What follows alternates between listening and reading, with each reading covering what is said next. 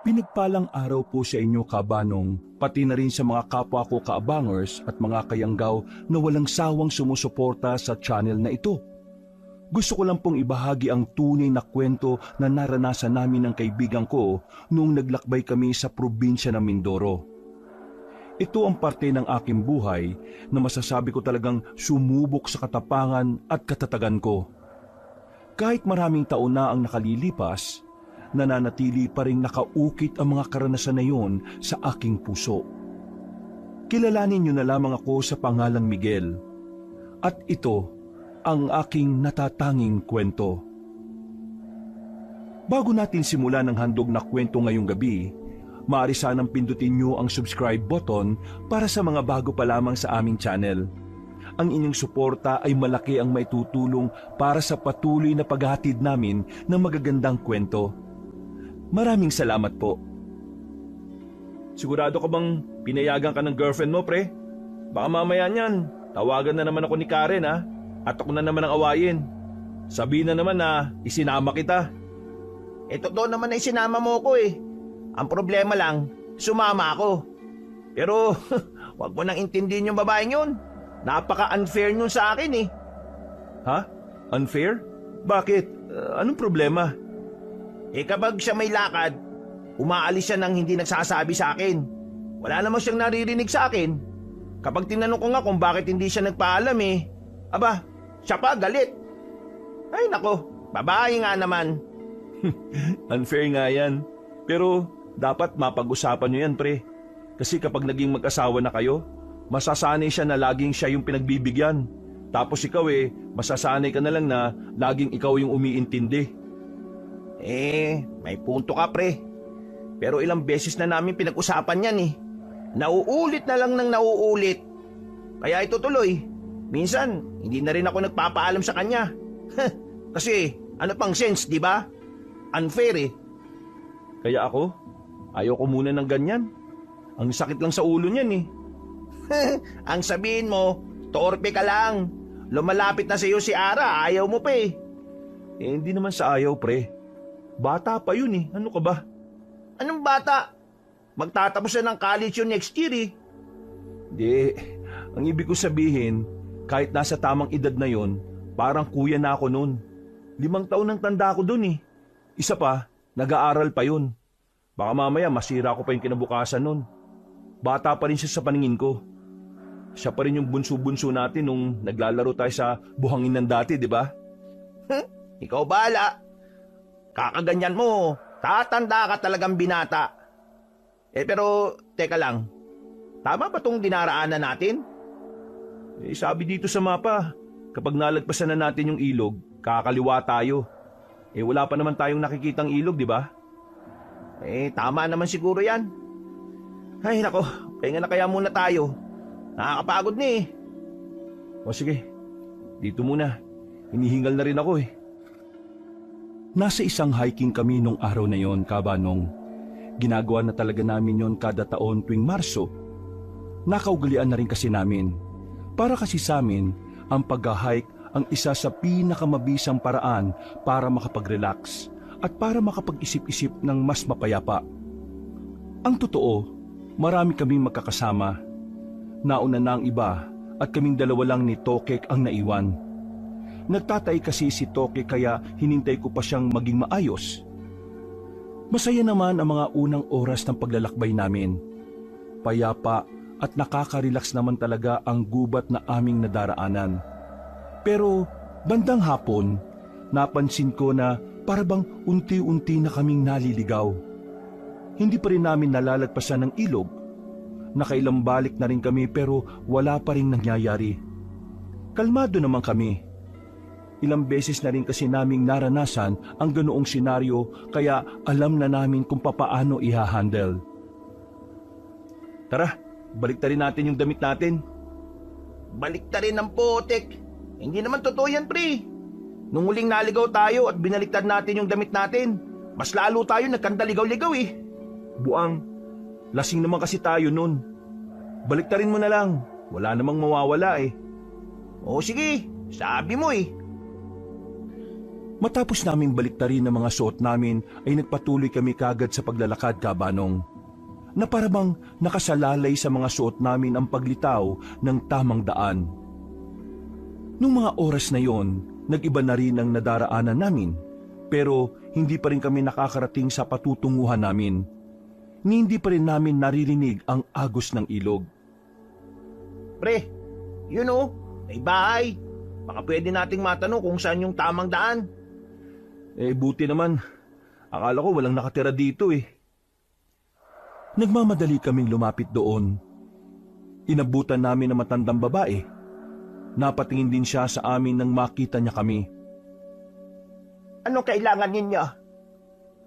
Magandang hapon po. Medyo naliligaw po kasi kami. Pwede niyo po bang ituro sa amin kung saan ang tamang daan? Mga hiker kayo, ano? Opo eh. Ganun na nga po. Alam ko na yan. Sa totoo lang, hindi lang din naman kayo ang mga namumundok na naliligaw. Marami-rami na rin akong tinanggap dito sa bahay ko para magpahinga. Pero nakaalis din naman sila at nakita ang tamang daan. Alam ko ang daan, pero ngayon, mas mainam na palipasin niyo muna ang oras. Po? Bakit po kailangan pang palipasin ang oras? Kailangan na po kasi naming masundan yung mga kasama namin eh. Lahat ng mga napapadpad dito sa akin, umaga na sila umaalis. Alam nyo kasi, dito sa kagubatan na ito, kapag ganitong oras, nagsisimula ng gumala ang mga mababangis na baboy ramo sa daan. Mga bandang 4:00 sila ng madaling araw nawawala. Delikado kasi kung hahayaan ko kayo maglakad dyan 5:00 na. Malapit nang sumapit ang gabi. Manang, di po ba ang mga baboy ramo hindi naman umaatake kapag hindi sila nakakaramdam ng panganib? Alam ko, pero hindi naman katulad ng ibang baboy ramo ang sinasabi ko. Mas mababangis pa sila. Maniwala kayo sa hindi. Meron na ngang namatay na tao dito dahil sa mga baboy ramo na yan. Ibig pong sabihin, nangangain talaga ang mga baboy ramo ng tao? Oo, para silang mga leon. Pero nabawasan na ang mga baboy ramo dito. Kasi may mga ngaso rin naman sa gubat. Yun nga lang, minsan natatakot din sila kasi may oras na maraming baboy ramo ang humahabol sa kanila. Kaya kung ako sa inyo, dumito na muna kayo hanggat maaga. Mas mainam na rin kesa naman mapahamak kayo. Mas lalo niyong hindi makikita ang mga kasama ninyo. Pre, kailangan natin makarating sa mga kasama natin dahil hinihintay din nila tayo eh. Kapag hindi tayo nakasunod sa kanila, iiwanan na nila tayo at sa norte na sila dadaan. Paano yung sinasabi ni Manang? Naniniwala ka kagad dyan. Hindi nga natin alam kung dapat bang pagkatiwalaan yan eh. Paano kung totoo? Tapos, hinabol tayo ng mga baboy ramo. Anong gagawin natin? Paano kung hindi totoo? Di mas lalo lang tayong tumagal sa gubat. Pre, ayoko pang mamatay. Kung gusto mo na makita si Lord, di tumuloy ka. Dito na muna ako. Pambiraan naman oh. Sige na. Kasama na ako dito. Papaiwan na rin ako. Natakot ka rin ba? Ano? Tapos na ba kayong magdesisyon? Sige po. Dito na po muna kami. Pero, hindi po ba nakakaya? Baka po magalit ang pamilya ninyo. Wala ang pamilya ko. Yung asawa ko'y nagtatrabaho sa bayan. Sa linggo pa ang uwi niya. Ang mga anak ko naman ay may kanya-kanya ng pamilya ngayon. Buti naman po't kinakaya niyong mag-isa rito. Matagal naman na ganito ang buhay ko. Kaya sanay na sanay naman akong walang kasama. Pero siyempre, iba pa rin talaga kapag meron kang nakakausap. Hindi napapanis ang laway mo. O sige na, pumasok na muna kayo. Malamig ang klima nung mga sandaling yon, Kabanong. Mabuti na lang, binigyan kami ni Aling Mirna ng makapal na jacket. Sa obserbasyon ko noon, wala naman akong nakita o naramdaman na kahinahinala sa matanda. Mukha naman siyang mabuting tao. maayos din naman ang lugar niya. Kahit maliit ang bahay at bakuran, malinis at talaga namang maaliwalas. Kung nagawa ko kagad maging komportable sa lugar na yon nang walang kahirap-hirap, iba naman si Tokek. Hindi siya mapakali. Tingin siya ng tingin sa paligid. Mababasa sa mga mata niya na talagang hindi niya gustong naroon. Habang naghahanda ng maiinom si Aling Mirna, kinausap ko ang kaibigan ko. Pre, sinabi ko naman sa iyo na hindi mo naman ako kailangang samahan dito eh. Lalo na kung hindi ka komportable. Mas magiging hindi ako komportable kung iiwan kita mag-isa rito. Sus, takot ka lang lumakad mag-isa dahil dun sa mga baboy mo. Hindi naman ako naniniwala dun, pre. Ano ka ba? O basta, mas mainam ng ligtas tayo. Wala namang masama kung maniniwala, di ba? Malay mo, yung matanda talaga ang nagligtas ng buhay natin. Miguel, Tokek, tama? Yun ang pangalan ninyo? Ay, pasensya na at makakalimutin talaga ako eh. Eto, inumin nyo. Pampainit yan. Mamaya kakain na rin naman tayo ng hapunan. Hintayin ko lang matapos ang nilalaga ko. Kaya, dyan lang kayo. Uminom lang kayo. Sa bakuran lang ako. Sige po, maraming salamat po, Aling Mirna. Pre, naalala mo si Amante? Amante? Oo. Paano ko makakalimutan yun? Nung high school tayong tatlo yung solid na tropahan. Wala. Naalala ko lang. Sabi niya kasi dati, biyasa siya sa paghuli ng baboy ramo. Kung kasama siguro natin siya, no? Walang magiging problema kahit totoo yung sinasabi ni Aling Mirna. Bigla naman kasing hindi na nagparamdam nung makagraduate na tayo eh. Hindi nga natin alam kung nakapag-college ba yung mokong na yun eh. Di ba, taga rito ni sa Mindoro yun? Ang laki ng Mindoro, pre. Paano naman natin mahahanap yun? Mali mo lang, di ba? Napapailing na lamang si Tokek. Alam niya kasing malabong makita pa namin si Amante. Kasi kung may balak siyang magpakita sa amin, matagal na sana niyang ginawa. Mabuting tao si Amante. Nung nag-aaral kami, madalas na palagi namin siyang dinadamay sa mga kalokohan namin. Si Amante ang tipo ng estudyante na aral at bahay lang ang pinupuntahan. Gumagala lang siya kapag kami ang kasama. Tahimik lang din siyang tao. Sa sobrang tahimik, nagsasalita lang kapag tinatawag ng teacher namin. Kahit na ganoon, naging kaibigan namin siya sa maraming dahilan.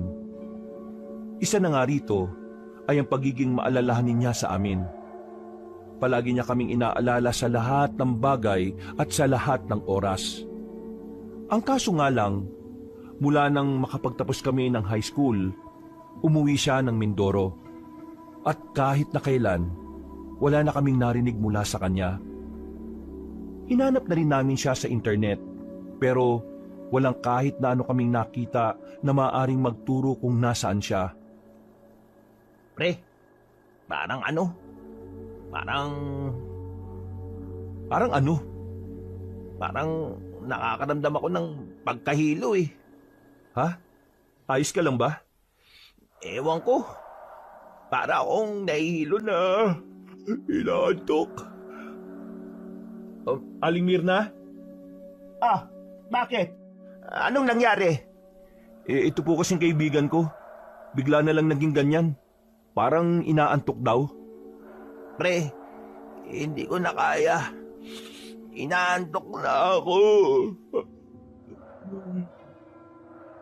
Nang tuluyan ng mapapikit ang mga mata ni Tokek, ay agad na rin akong kinabahan.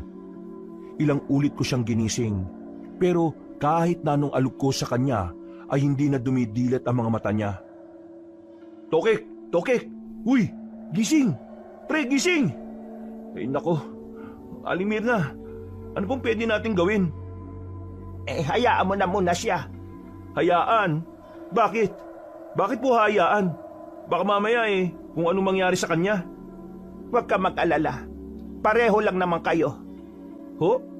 Ano pong sinasabi nyo? Anong pareho? mangyayari din sa'yo yan. Nang makita ko ang kakaibang ngiti sa mukha ng matandang babae, tumayo ako at marahang umatras. Naramdaman ko na lang na nagtindigan na ang mga balahibo ko. Hindi ko alam pero pakiramdam ko, may binabalak na masama sa amin si Aling Mirna. Naisipan kong tumakbo. Nang kikilos na sana ako, ay bigla na lang din akong nahilo. Umikot na siya sa paningin ko. Bago ako makaupo at mawala ng malay, narinig ko pa ang sinabi niya. Masyado kasi kayong malambot at maawain sa matanda. Kaya madali kayong naloloko. Niloko mo kami. Manluloko ka. Nawala na ako ng malay, Kabanong. Paggising namin, nakatali na ang dalawang kamay namin sa haligi ng bahay. Mahilo-hilo pa rin kami nung mga sandaling yun. Pero dahil sa pagnanais naming makatakas sa kamay na matanda, pinipilit namin bumalik sa dating katinoan. Sinabi ko na nga bang hindi tayo dapat magtiwala sa matandang yun eh. Tingnan mo ang nangyari oh. Oo na, kasalanan ko na. Kaligtasan lang din naman natin ang iniisip ko eh. Kaligtasan din naman natin ang iniisip ko eh. Kaya dapat nakinig ka sa akin. Wala naman mangyayari kung magtatalo pa tayo. Inamin ko ng kasalanan ko ang nangyari. Ngayon, kailangan natin mag-isip kung paano tayo makakaalis dito. Nang marinig naming nakabalik na ang matandang babae, nagkunwari kaming wala pa ring malay. May kasama si Aling Mirna. 2 binatilyo na sa palagay namin ay nasa edad 16 pa lang. Wala pang malay mga yan. Mamaya pa ang gising yan. Kaya habang tulog pa, dalhin nyo na ang mga alaga natin para makakain na ang mga baboy ramo natin. Kawawa naman, ilang araw nang hindi nakakakain eh. Nang kalaganan nila kami ng tali, doon na kami nakakuha ng tamang pagkakataon. Sabay naming sinuntok sa muka ang 2 binatilyo. Alam naming mali na manakit ng menor de edad, pero kung hindi namin gagawin yon, kami naman ang mamamatay. Dali, habulin ninyo! Nakalabas kami ng bahay nila. Madilim ang paligid kaya medyo tumatama-tama kami sa mga nakaharang na sanga. Pero wala na kaming pakialam. Ang tanging iniisip na lang namin ng kaibigan ko ay makalayo doon. Ni hindi na nga rin namin nakuha ang bag namin doon. Sarili lang namin ang dala-dala namin. Dahil nakakaramdam pa rin kami ng pagkahilo, ilang beses din kaming nadadapa. Pero patuloy kaming bumabangon. Alam namin pareho na kapag naabutan kami ng 2 binatilyo, maaari din kaming mamatay dahil may hawak ng patalim ang mga yon. Makalipas ang halos 5 minuto, nakaramdam na rin kami ng pagod. Meron kaming napuntahang parang bakanting lote na sa gitna pa rin ng kagubatan. Hingal na hingal kami. Visit na matandang yun ha. Oh, ano? Alam mo na ngayon. Oo na nga, kasalanan ko na nga. Paulit-ulit ka naman eh. Ang kulit mo kasi. Pasensya na nga. Oh, huwag kang iiyak. Ligtas naman na tayo eh.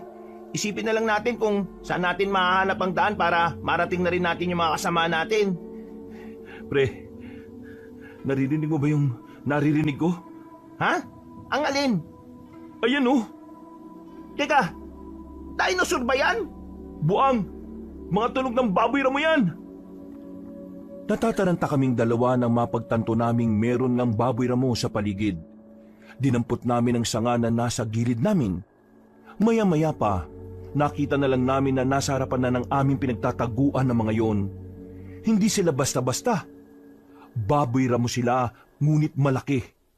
Parang inahing baboy pero kulay itim. At sa unang tingin at dinig pa lang namin, alam naming nananakit talaga ng tao yon. Pre, kapag sinabi kong takbo ah, doon tayo dadaan. Hintayin na lang natin kaya sila na makalagpas. Ang tagal eh, kanina pa tayo rito. Baka mamaya makita na nila tayo. Napatigil ako sa pagsasalita nang mapansing nasa likuran na ni Tokek ang isang baboy ramo. Pre! Oh, Pre! bakit nga? Sa likuran mo! Ha? Takbo! Inatake kami ng baboy ramo pero buti na lang ay nakaiwas kagad kami. Tumama ang baboy ramo sa puno. Sinamantala naman namin yon para agad na makatakbo. Sinundan kami ng mga baboy ramo na hindi na namin mabilang. Ang dami nila, Kabanong. Nag-uunahan sila sa amin. Sa mga naririnig naming nilalabas nilang tunog, parang takam na sila. Alaga yan ng matandang si Raulo. O di ba? Tama rin ako na nanatili tayo ron. At least, tumagal ang buhay natin. Mamaya ka na magsalita. Bilisan mo na lang. Ang bagal mo tumakbo. Tila walang kapaguran ng mga baboy ramo sa kakahabol sa amin, Kabanong. Habang kami, laylay na ang dila namin.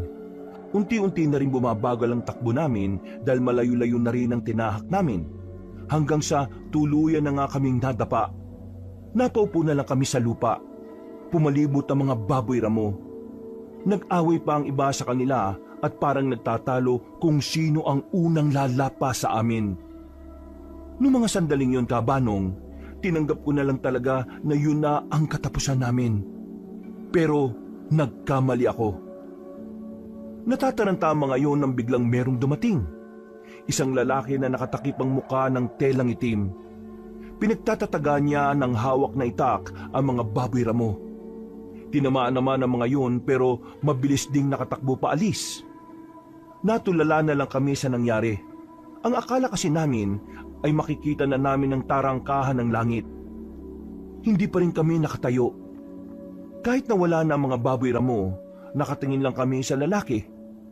Maya-maya lang lumapit siya sa amin. Niligtas mo kami. Maraming salamat ha. Kung hindi ka dumating, baka pinaglalalapan na kami ng mga hayop na yun eh. Ang galing ng ginawa mo. Hindi ka ba natatakot sa mga yun? Parang sanay na sanay ka na eh. Nasabi ko na sa inyo noon, matagal ko na itong ginagawa. Nang marinig namin ang tinig na yon, nagkatinginan kami ni Tokek. Kilala namin ang boses na yon at hindi kami maaaring magkamali. Tumayo kami. Tiningnan namin ng maigi ang kalahati ng mukha niya. Pero dahil liwanag lang ng buwan ang meron sa paligid, hindi namin siya mamukaan. Amante, ikaw ba yan? Sumama kayo sa akin kung gusto niyo pang mabuhay. Teka, sandali lang. Ikaw na ba talaga yan? Oo, ako na nga to. Sa sobrang tuwa namin ni Tokek, parang nakalimutan na namin ang mga nangyari. Agad namin siyang niyakap ng mahigpit. Hindi namin inakala na sa ganong lugar at sa ganoong paraan namin siya makikitang muli. Diyos ko, dito ka lang pala namin matatagpuan. Ang tagal namin hinintay na mangyari to. Ano bang nangyari sa'yo, pre? Bigla ka na lang nawala nun pagkatapos natin ng high school. Hindi itong tamang oras para magkwentuhan. Kung gusto niyo masagot ko mga tanong ninyo, sumama na lang muna kayo sa bahay. Dinala kami ni Amante sa bahay nila. Meron silang maliit na komunidad doon.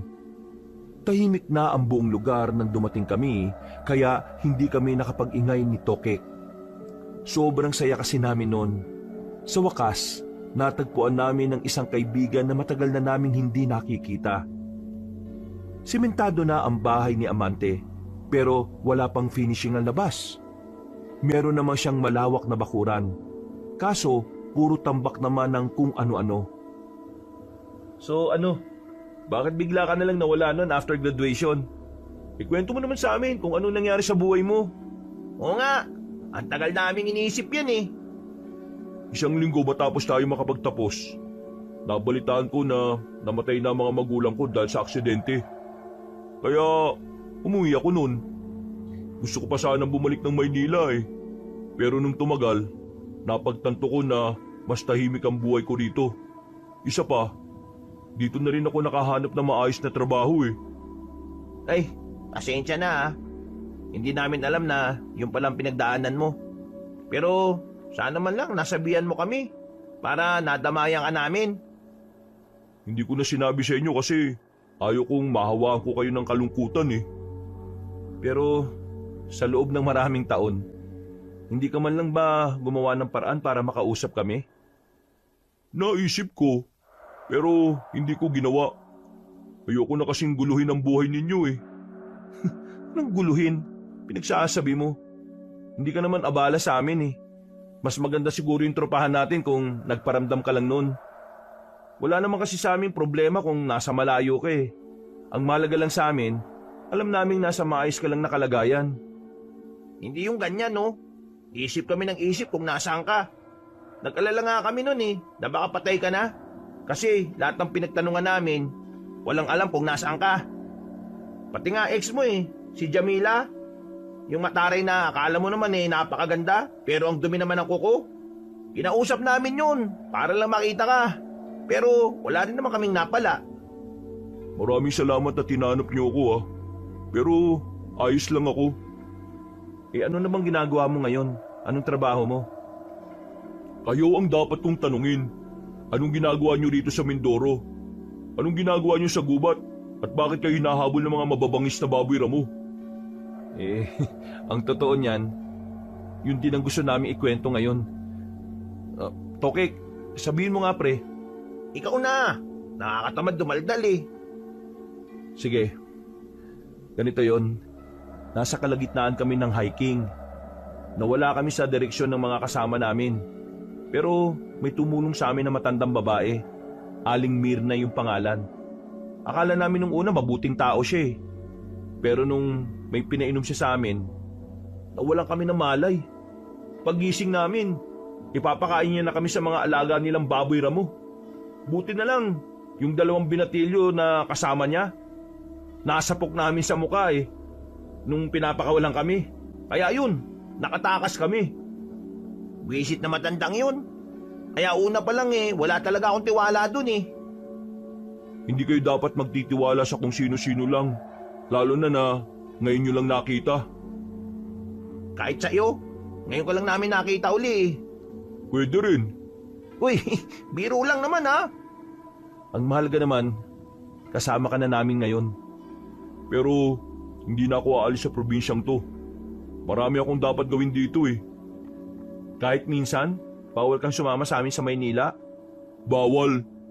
Saka lang ako makakabalik ng Maynila kapag tapos na ang lahat ng gagawin ko rito. Eh ano pong mga ginagawa mo rito? Marami. Laki ng pinagbago mo. Dati, parang hindi ka makabasag pinggan.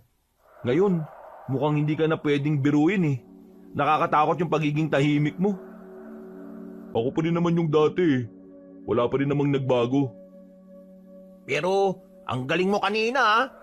Totoo pala talagang birador ka ng mga baboy ramo dito, no? Paano kayo makakabalik sa mga kasamahan ninyo? Yun nga ang di namin alam. Naiwan namin ng mga damit namin dun sa bahay na matanda eh. Naroon lahat. Pera, cellphone, tsaka mga damit namin. Naalala niyo ba kung nasaan yung bahay niya? Kukunin ko sa kanya yung mga gamit niyo. Wag na, delikado. Si Raulong matanda yun. Baka mamaya eh, mas marami na sila dun kapag bumalik ka pa. Wala akong pakialam. Dito sa gubat, walang puwang ang mga masasamang tao. Eh kaso, hindi na rin naman namin maalala eh. Pensyonado na kasi kami kanina. Kaya yun, hindi na namin natandaan yung mga dinaanan namin. Takbo lang kami ng takbo eh. Akong bahala dyan. Sa ngayon, magpahinga na muna kayo. Dun sa loob, may bakanting kwarto dun. Maglatag na lang kayo kasi walang maayos na higaan eh. Pre, maraming salamat ha. Hanggang ngayon eh, hindi pa rin kami makapaniwala na nakita ka na namin. Walang anuman pre. Hindi naman kayo ibang tao na sa akin eh. Para ko na rin kayo mga kapatid. Walang mapaglagyan ng saya namin ni Tokek noong mga sandaling yon. Yung pagkaulila namin sa isang kaibigan ay napawi dahil sa nangyari. Nakangiti kaming nakatulog noon. Sa sobrang saya ay parang wala kaming dinanas na katakot-takot.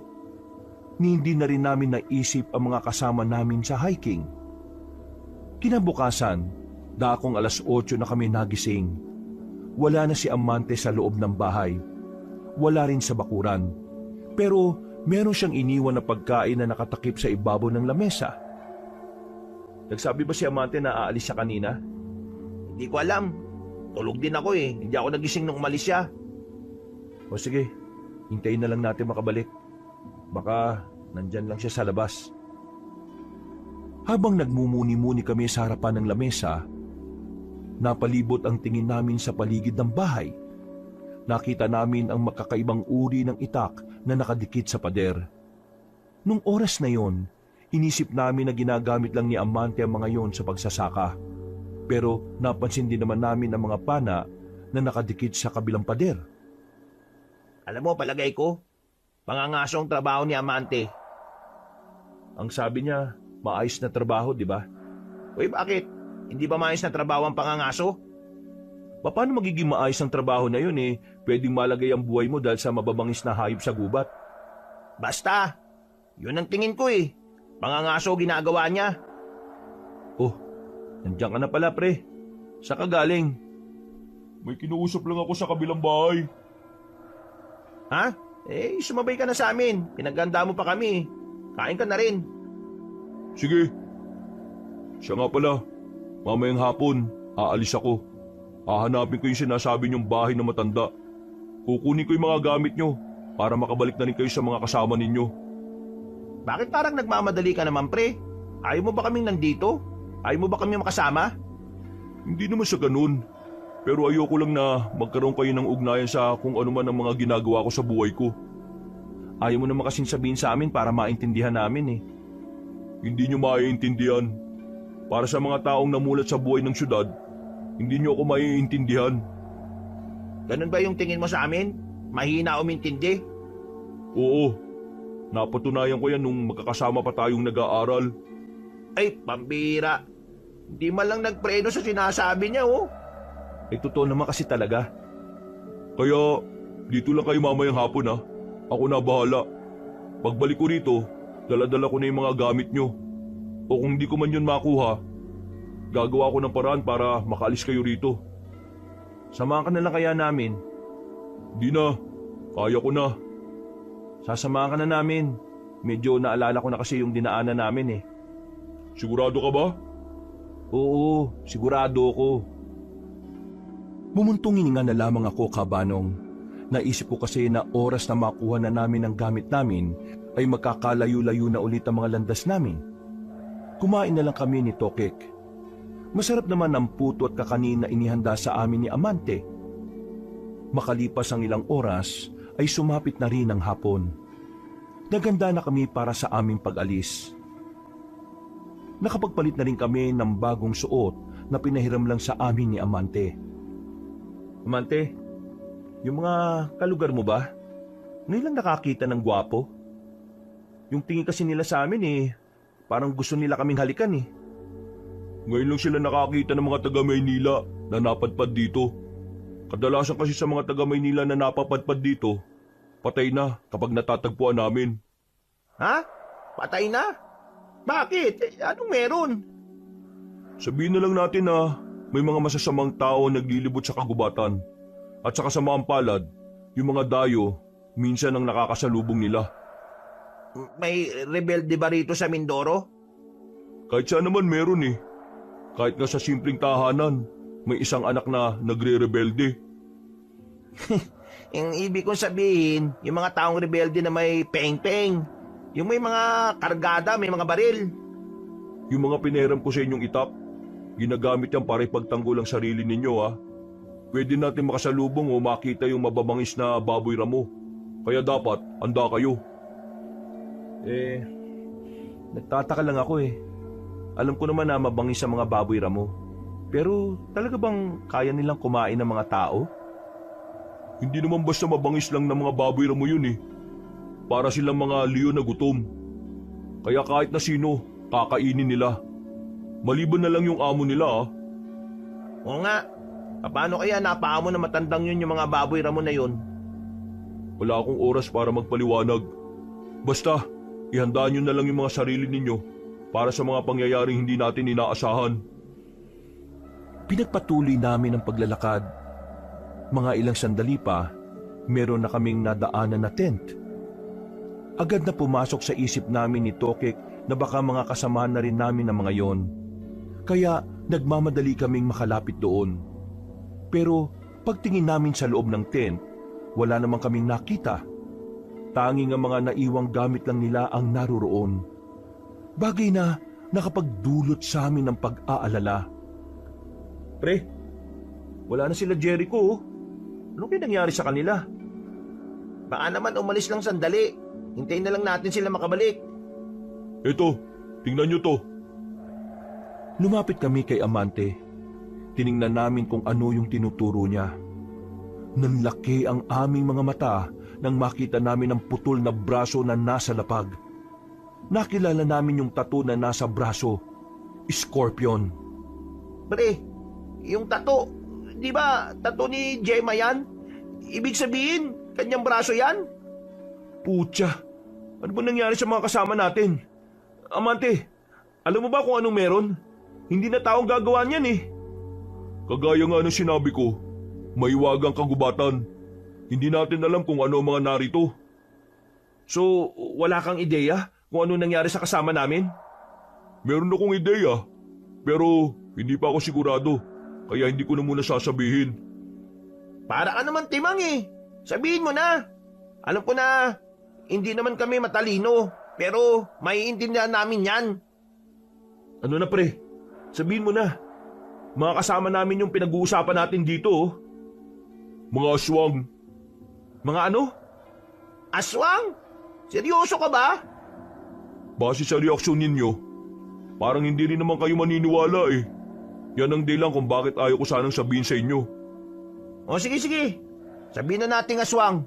Pero paliwanag mo sa amin. Bakit may aswang dito? Bago pa kayo dumating dito, matagal nang may aswang sa kagubatan na ito. Noon, sa kabilang bundok lang meron. Pero dumami na sila. At ang mas malala pa, hindi alam ng mga tao kung sino sila. May kakayan kasi silang makapag-anyong normal na tao eh. Kaya mas madali silang nakakapambiktima. Magaling silang manlinlang. So, totoo ang aswang? Maraming beses ko na silang nakita. Kaya totoo sila para sa akin. At para sa mga taong narito sa amin. Kaya naman aswang lang ang nakikita kong salarin na gumawa niyan sa kaibigan nyo. Kaya nga sinasabi ko sa inyo na ako na lang ang kukuha ng gamit ninyo eh.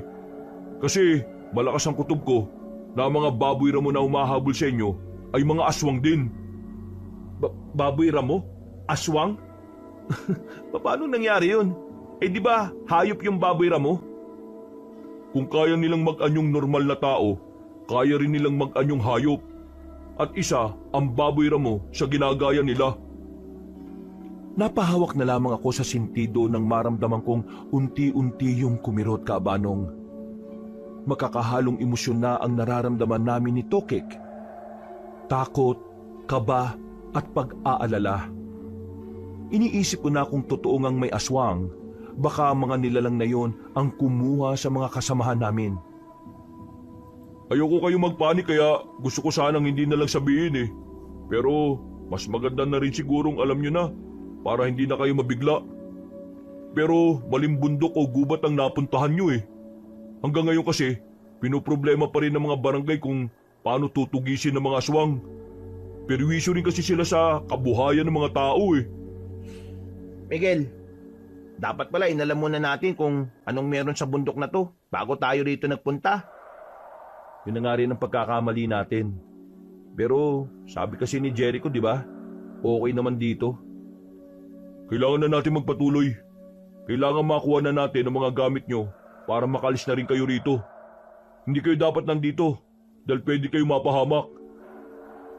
Paano ka? Sanay na ako sa ganitong buhay, Miguel. Kaya wala kayong dapat na ipag-alala sa akin. Ngumiti na lamang siya sa amin ng papilit. Pinagpatuloy na rin namin ang paglalakbay. Kahit na nag-aalala pa kami sa iba naming kasama, wala kaming magagawa kundi ang sundin ang sinasabi ni Amante. Pinaubayan namin sa kanya ang lahat dahil siya ang mas nakakaalam ng mga dapat gawin. Dahil medyo nahihirapan kaming mahanap ang bahay ni Aling Mirna, inabot na rin kami ng gabi sa daan. Buti na lang ay may dala-dala kaming lampara na nagsilbi naming liwanag sa daan. Hindi nagtagal, meron na rin kaming natanaw na bahay. Namukaan namin ang bahay na yon. Nakabukas ang ilaw doon, kaya ang unang pumasok sa isipan namin ay merong tao. Kaya naman, maraan kaming naglakad palapit. Nakahanda na ang itak namin. Uunahan ko. Sinipa ni Amante ang pintuan, pero wala kaming inabutan sa loob. Wala si Aling Mirna doon. Nang hanapin naman namin ang gamit namin, wala na rin kaming nakita. Tanging bag na lang ang naiwan doon. Wala na ang mga laman. Lintik na buhay ito. Oh. Yun ang alang ang pag-asa natin para makalis sa lugar na ito na wala pa. Mukhang kinuha din nila para hindi tayo makaalis. Susunugin natin ang bahay na to. Ha? Ayos lang ba yun? Oo. Bakit? Hindi ba kayo galit sa mga nangyari? Sa mga ginawa sa inyo? Malamang galit. Pero hindi ba tayo makukulong? Aswang ang nakatira dito. Kaya wala kayong dahilan para makonsensya. Ibig sabihin, aswang yung matandang babae na yun? Paano mo naman nasabi yan, Amante? Bigla niyang kinuha ang isang librong itim na nakapatong sa parang altar. Binuklat niya yon at pinakita pa sa amin ang nilalaman. Nakita namin doon ang mga nakasulat na tungkol sa mga aswang. Mga imahe ng mga nakakatakot na nilalang. Tama ang hinala ko. Aswang ang matanda. Mga alaga niya yung mga baboy mo na aswang din. Amante, ano ka ba talaga? Bakit ang dami mong alam sa mga ganitong bagay? Hindi nyo na kailangan malaman. Mas mainam nang wala kayong alam para na rin sa kaligtasan ninyo. Yan ka na naman sa... Ha? Napatigil si Toki sa sasabihin niya nang maramdaman naming parang may ibang naroon bukod sa amin. Narinig namin ang mga kaluskos sa paligid, kaya sinenyasan na kami ni Amante na maghanda. Kinakabahan na ako noong mga oras na yun, Kabanong. Mahigpit ang hawak ko sa hawakan ng itak. Si Amante naman ay naunang lumapit sa pintuan. Sumilip siya sa labas. Tara! Labas, bilis! Tara! Palis pa lang kami ng bakuran, nakita na namin ang mga baboy ramo na papalapit na sa amin. Tinaga agad ni Amante ang isang baboy ramo na lumapit sa amin. Hindi niya yun tinigilan hanggang sa hindi bumulagta. Ang kaso nga lang, meron pang isang baboy ramo na umatake sa amin. Sa puntong yun, ginamit na rin namin ni Tokik ang hawak-hawak naming itak. Pinagtatataga namin ang baboy ramo pero nawindang kami nang makailag yon sa amin. Mga aswang ang mga yan! Ibig sabihin, may utak ang mga yan! Gamitan nyo rin ang utak! Kung makapagsalita naman to, parang wala naman kami mga utak. Sundin nyo na lang, mag-isip kayo! Nagdikit-dikit na kaming tatlo.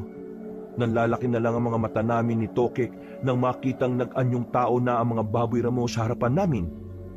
Pagkatapos noon, narinig namin ang tinig ng isang matandang babae. Nasa bubungan siya ng bahay niya kasama ang 2 binatilyo na sinapak namin sa muka. Sinasabi ko na nga ba babalik kayo! Hoy tanda, manluloko ka. Kunwari ka lang pala mabuting tao pero siraulo ka rin palang aswang ka. Hindi ko naman kasalanan na napakadali niyong kutuin. Kaya ngayon, ihanda niyo ang sarili ninyo dahil ipapakain ko na kayo sa mga alaga ko. Huwag kang kampante. Ipapakita ko sa iyo kung paano ko patayin tong mga alaga mo. At sino ka naman? Hiker ka rin. Paalala ko kasi hindi ba tayo nagkakausap nun? Bakit ka may apple ngayon? Kayong dalawa, umalerto kayo Kakayanin ba natin yung mga yan? Magtiwala lang kayo sa akin. Noong mga sandaling yun, parang gusto ko na lang isipin na mamamatay na lang kami, Kabanong. Buong akala ko kasi ay hindi namin kakayaning harapin ang mga yon. Pero nagulat na lang kami ni Tokek nang biglang umatake na mag-isa si Amante. Gamit lang ang itak niya. Kinalaban niya ang mga aswang na nasa harapan namin. Kahit si Aling Mirna, nagulat din sa ginawa niya. Sa nakikita naming noon, parang biyasang-biyasa na si Amante sa ginagawa niya. Sino ka? Paano mo napaslang ang mga alaga ko?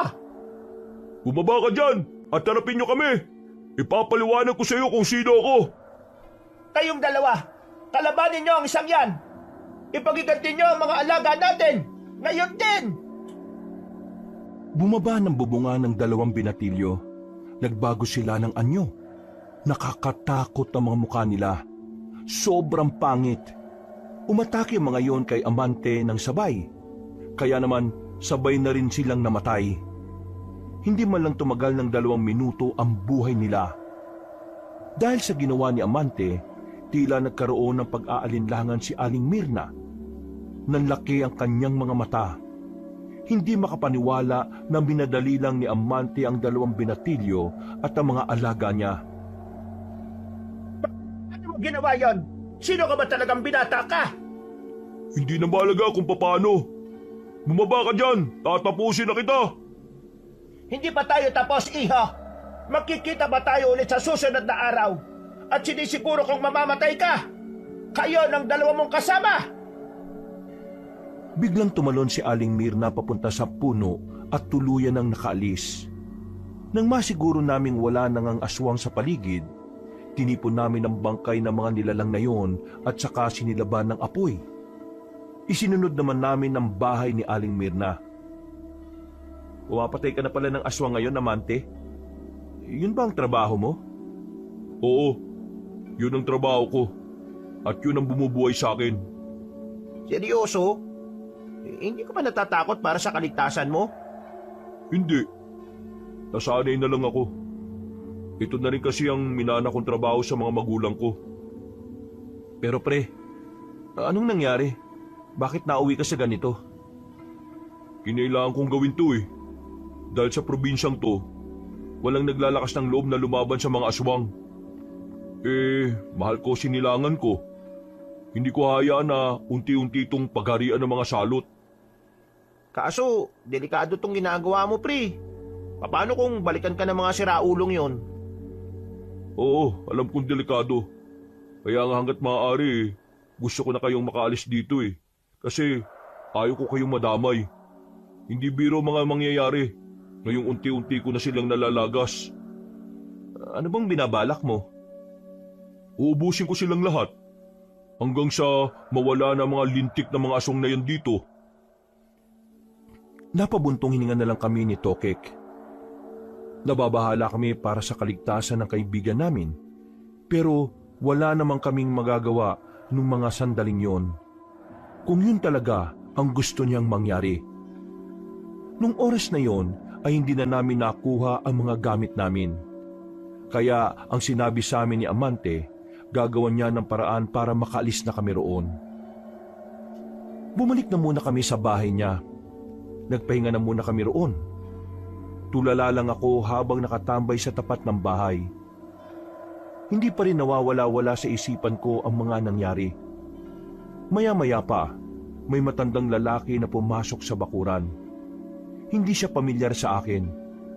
Nakatingin din siya sa akin na parabang pinag-iisipan niya ako ng masama. Bigla siyang dumampot ng pamalo sa gilid.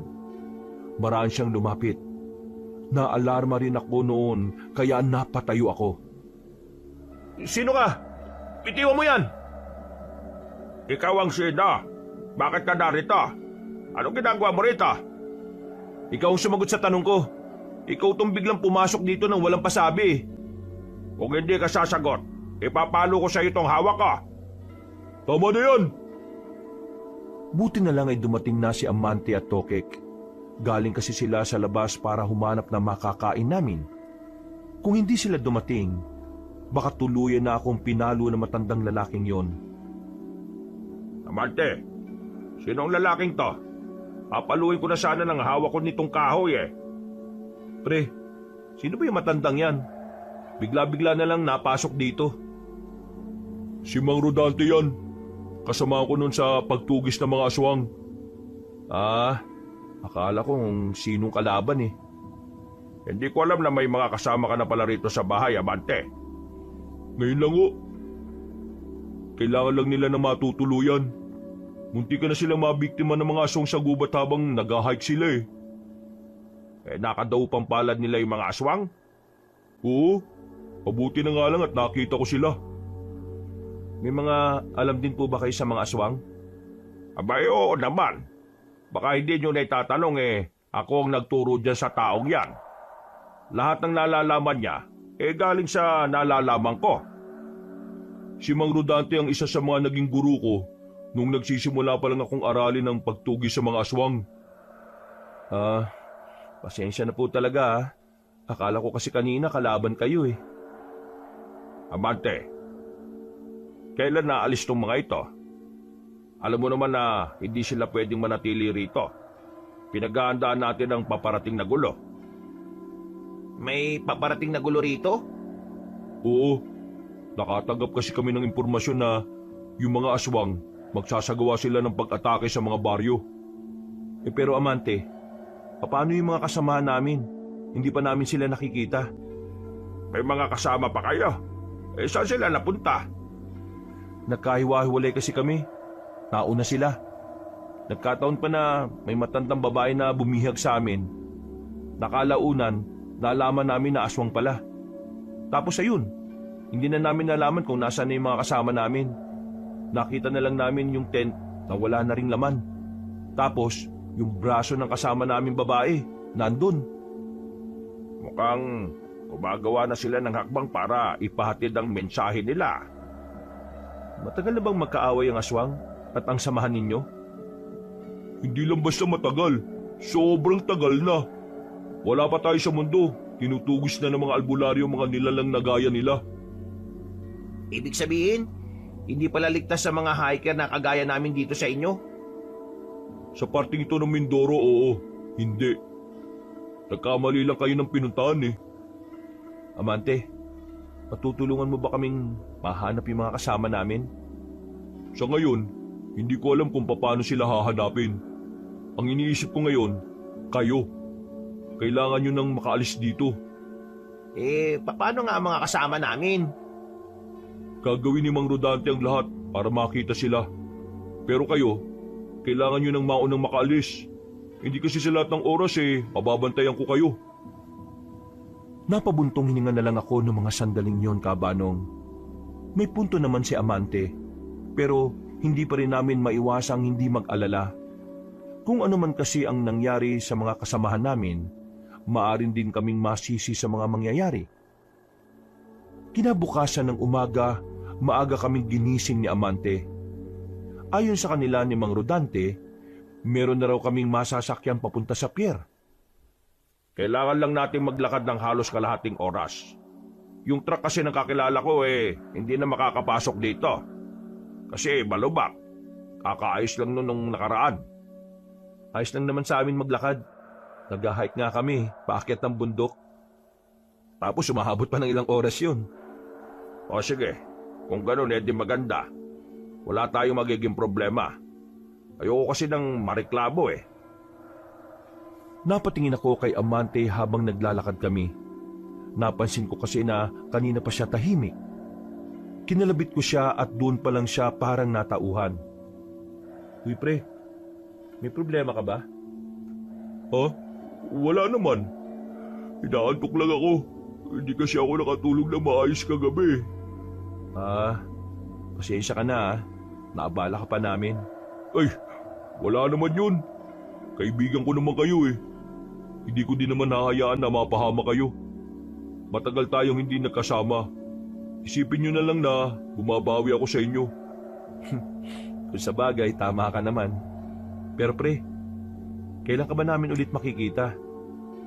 Hindi ko rin alam Kapag natapos na yung problemang ito, pupunta na rin naman ako ng Maynila pagkatapos nito. Sabi mo yan Makalipas ang ilang minuto, narating na rin ang bahay ng sinasabing kakilala ni Mang Rodante. Natanaw namin agad sa bakuran ng isang truck na nakaparada doon. Noong mga sandaling yon, ay kaligayahan na ang nararamdaman namin ni Tokek. Dahil sa wakas, makakaalis na rin kami sa mapanganib na lugar na yon. Ang kaso, paglapit namin, naabutan namin ng mga asawa ng may-ari ng truck. Umiiyak siya kasama nito ang dalawang anak. Nang tanungin namin kung bakit, sinabi ng babae na ang asawa niya daw ay tinamaan ng ligaw na bala. Nagkaroon daw kasi ng barilan ng mga rebelde sa isang pamilihan. Noong mga sandaling yon, hindi ko alam kung maiinis ba ako dahil hindi na kami makakaalis kaagad o maaawa dahil nawala ng padre di pamilya ang pamilyang yon. Nalulungkot ko nangyari kay Martin. Nakikiramay kami. Halos tumagal kami ng 1 oras para damayan ng pamilyang yon. Nang maging kalmado na rin ang mga yon, ay nagpaalam na rin kami sa kanila. Wala kaming napala. Yun na lang sana ang pag-asa namin para madaling makaalis. Wala pa namang sasakyan sa baryo nila Amante. Mahirapang makakuha o kahit makaarkilaman lang. Pasensya na ha. Ginawa ko na makakaya ko. Ang kaso, bigla namang nagkaroon ng hindi inaasahan. Ay nako, awawa naman si Martin. Napakabait pa naman ng taong yon. Buhay talaga oh. Hindi mo alam kung kailan matatapos no. Meron pa akong isang alam na paraan, pero mahaba-haba ang lalakarin natin. Ano? Sabihin mo, baka naman kayanin naman namin. Kailangan natin pumunta sa Magano Beach. Mula sa amin, maglalakad lang tayo halos 3 oras. Doon, may masasakyan kayong bangka. Pwede niyong sabihin na ihatid kayo sa pinakamalapit na pier. May pera ako. Bayaran niyo na lang sa susunod. Amante, hindi ba't pinasasara na ang beach na yon dahil lang daming namatay sa laot nitong nakaraang buwan? Wala nang ibang paraan Kung hindi sila aalis bago umatake ang mga aswang, madadamay sila, Mang Rodante. Teka, sandali. Ano bang nangyayari dun sa laot? Bakit may mga namatay? May parte kasi ng laot na parang may nanghihigo pababa. Ha? Delikado pala dyan. Pero meron din naman parte na hindi delikado. Alam ko kung saan banda. Tuturuan ko lang yung bangkero kung saan kayo dapat dumaan. Mukhang peligroso yan, pre, Baka naman hindi na kami mamatay sa aswang. Mamatay naman kami sa tubig. Malunod kami. Gusto niyo ba talagang makalis dito o hindi? Siyempre naman, gusto namin. Kung ganun, kailangan niyo magtiwala sa akin.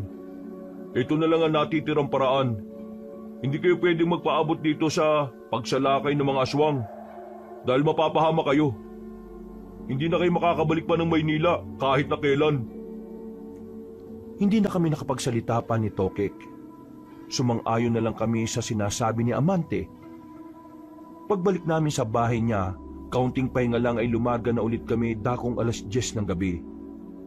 Tanghali na nang nasa gubat na kami. Buong akala ko ay magtutuloy-tuloy na yon. Pero hindi ko inasahan na meron kaming madaraanang susubok sa amin. Biglang sumenya si Amante. Marahang kaming umupo. Napansin na lang namin si Mang Rodante na naglabas na ng itak. Teka, anong nangyayari? Mga aswang ang mga yan. Nagkukunwari lang na mga nagtutroso, mga nagpuputol ng kahoy. Anong gagawin natin? Dito lang kayo. Kami nang bahala ni Amante. Wala kaming gagawin? Wala. Basta huwag kayong lalabas dito, kahit na anong mangyari Marahan silang naglakad palapit sa mga kalalakihan. Bago pa sila makalapit ng tuluyan, ay naramdaman na sila ng mga yon. Hindi kami makapaniwala ni Tokek na kahit tirik ang araw, may mga aswang na kagaya nila. Nagbagong anyo ng mga yon. Mabilis na nagsipulasan. Agad din namang sinundan ni Amante at ni Mang Rodante yung mga yon. Ano? Dito lang tayo? Tara, sundan natin sila. Dali! Kahit na pinagbawalan kami ni Amante na umalis, sumunod pa rin kami sa kanila. Nababahala kasi kami na baka sa kinalalagyan namin magpakita ang mga nilalang. Kakatakbo namin, bigla na lang may humarang na isang aswang sa amin. Wala pa naman kaming dalang sandata noon. Tanging bag lang ang meron kami. Hindi namin alam kung anong gagawin namin noong mga oras na yon, Kabanong. Ang tanging nakuha lang namin noon sa gilid ay ang malaking bato. Pero hindi nagpakita ng takot ang aswang na nasa harapan namin. Habang kami naman ni Tokek, nanginginig na kami sa takot. Huminga ako ng malalim. Sinubukan kong ibato sa kanya ang hawak-hawak ko. Pero sa kasamaang palad, hindi naman tinamaan. Ang tanga mo naman! Hindi mo dapat binato! Tingnan mo Anong gagamitin natin ngayon? Wala tayong panlaban dyan. Eh di ka mao. Suntukan kong suntukan. Suntukan? Anong tingin mo sa mga aswang na yan? Tambay? Adik? Basagulero? Pumapatay yung mga yan, pre. Kumakain ng tao. Oo, alam ko. Pwede bang huwag ka na muna maingay dyan? Magsasalita pa sana si Tokek nang biglang tumalon papunta sa amin ng aswang. Una kong ginawa, sinalubong ko ng sapak sa panga ang nilalang na yun. Nang tamaan siya, kitang-kita ko na parang nakaramdam siya ng pagkahilo. Sinamantala ko na ang pagkakataon. Muli ko siyang sinuntok at tinamaan ulit. Sa pangatlo kong suntok, nahawakan na niya ang kamay ko. Galit na siya sa akin. Akmang kakagatin niya na ako sa kamay nang lumapit naman si Tokek. Sinuntok niya ulit sa panga ang aswang. Nabitiwan ko kaya hinila ko ni Tokek palayo. Nahilo, pre! Takbo na! Wala kaming sinayang na pagkakataon. Dali-dali kaming kumaripas palayo. Naiba na ang direksyon namin kina Amante at Mang Rodante. Pero hindi na namin yon inintindi pa. Ang tanging tumatakbo sa isipan namin ay matakbuhan ng isang aswang na nakabuntot sa amin. Katatakbo namin, meron na kaming narating na ilog. Malakas ang ragasan ng tubig doon. Kaya kung tatawid kami, maaari kaming tangayin. Wala rin naman kasing pwedeng mahawakan. Doon! Dungtong sa bato, dali! Tumungtong kami sa malaking bato. Nakita namin na ang aswang na humahabol sa amin ay biglang tumigil. Hindi siya nakalublob sa tubig sa hindi namin malamang dahilan. Ano? Takot ka sa tubig? Hindi ka siguro naliligo, no? Duwag! Lumapit ka rito, sira ulo ka! Pre, mukhang alam ko na ang kahinaan ng mga aswang. Takot sila sa tubig. Oo nga, ayaw niyang lumapit dito oh. Maya-maya pa, umalis na rin ang aswang na humahabol sa amin. Narinig na lang namin na humihiyaw pa siya sa kagubatan. Nakahinga na kami ng maluwag ni Tokek. Problema natin ito. Paano natin mababalikan sina Amante? Hindi mo ba natandaan yung ginaanan natin? Paano ko matatandaan? Tumatakbo tayo. May tinatakasan tayo. Anong tingin mo sa akin? Sobrang lakas ng memorya? Yun lang. Mamamatay na talaga tayo dito. Huwag kang magsalita ng ganyan. Ang nega mo masyado. Pre, wala na magliligtas sa atin. Kapag bumalik ako sa kagubatan, malaki naman ang tsansa na may makasalubong tayong aswang. Sa halip na yan ang iniisip mo. Sana nag-iisip ka na lang din ng paraan para makalis tayo dito. Yung ginagawa mo hindi yan nakakatulong Nang masiguro naming wala na ang aswang na humahabol sa amin, bumaba na rin kami sa malaking bato. Dumapot kami ulit ng pwede naming ipamalo o ihampas. Pumasok kami ulit ng kagubatan kahit na alam naming mas delikado roon. Marami kaming naglakad palingon-lingon sa paligid. Nang wala naman kaming makitang banta, nilakihan namin ang mga hakbang namin. Ang kaso nga lang, hindi na talaga namin mahanap ang una naming dinaanan. Kaya naman, tumaas na naman ang level ng kaba namin. Natataranta na kami. Kahit na anong gawin kong pagiging positibo, hindi pa rin nawawala ang pagkabahala ko. Tumigil na muna kami sa ilalim ng puno. Nagpahinga kami sandali para makapag-isip ng maayos. Kailangan natin kumalma, Parikoy. Kalma. Kapag hindi tayo naging kalmado, wala tayong maiisip na magandang paraan para makaalis dito. Oo, sinusubukan kong kumalma. Sinusubukan ko. Muli kong nilibot ang tingin ko sa paligid. Meron akong nakitang daan sa bandang kaliwa. Doon kami dumaan. Nang tumbukin namin yon, nakita na lang namin ang kabahayan. Sa unang tingin, iisipin mo talagang pangkaraniwang komunidad lang yon. Pero na makita namin kung ano yung mga bitbit ng mga lalaki, doon na namin nasabi na mga aswang ang mga nakatira doon. Kailangan natin masabi to kay Amante at kay Mang Rodante. Kung ganon, umalis na tayo dito. Palis na sana kami nang biglang may makasalubong kaming dalawang aswang. nagkatinginan pa ang mga yun. Pero wala kaming sinayang na pagkakataon. Sabay naming sinapak ang dalawa. Sa lakas ng sapak namin sa panga, tumba agad ang mga yun. Ang problema nga lang, umangil ng malakas ang dalawang yon. Dahilan para maalarma ang mga ito at ang iba pang mga aswang. Bilis! Bilis pre! Hahabulin na nila tayo! Bilisan mo! Buwisit ka!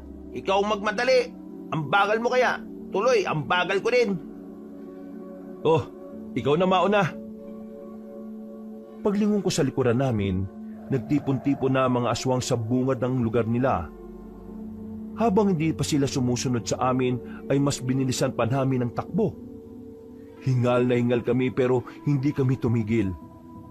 Makalipas lang ang halos 5 minuto, nakalayo na rin kami sa kanila. Hindi na namin alam kung nasa ang lugar na kami. Basta sa kinalalagyan namin noon ay mas marami ng tanim ng saging. Visit talaga! Wala katapos at takbo! Yun na lang laging ginagawa natin Sumasakit na binti ko Wala naman tayong magagawa eh. Kailangan natin tumakbo. Hindi natin kakayanin ng mga yun.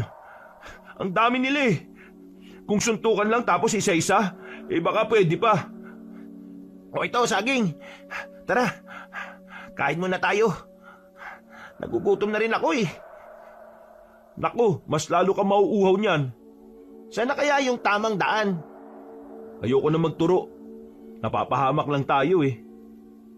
O dito, baka pwede na dito. Baka dito na yung dinaanan natin kanina. Matapos kami makapagpahinga, naglakad na kami patungo sa direksyong sinasabi ni Tokek. Noong mga sandaling yung kabanong, kampante na kaming wala na kaming makakaengkwentrong aswang. Malayo-layo na rin kasi kami sa mga tinakasan namin. Nang lumiko kami sa isang iskinita na may mataas na halaman, isang matandang lalaki naman ang humarang sa amin. Maayos naman ang suot niya, mukhang pangmayaman. Nakatoksido at yung sombrero niya ay bilog. Nakangiti siya sa amin na hindi ko naman alam kung bakit. Sino kayo? Bakit ganyan kayo makangiti? Pre, masamang kutob ko rito Huwag kayo mag-alala. Hindi naman ako masamang tao eh. Sino ka nga? Bakit bigla ka nalang lumabas dyan? Sabihin na lang natin na ang kagubatan na ito ay palaruan ko. Ha? Naglalaro ka pa sa tanda mong yan?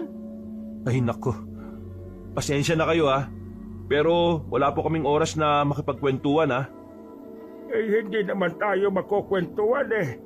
Gusto ko lang naman kayong isama sa kung saan ako namamalagi. Anong ibig niyo sabihin? Balita ko kasi pinahirapan niyo ang kapatid ko. Sinong kapatid mo? Pinaslang niyo raw ang 2 alalay niya at pati na rin ang mga alaga niyang baboy rama.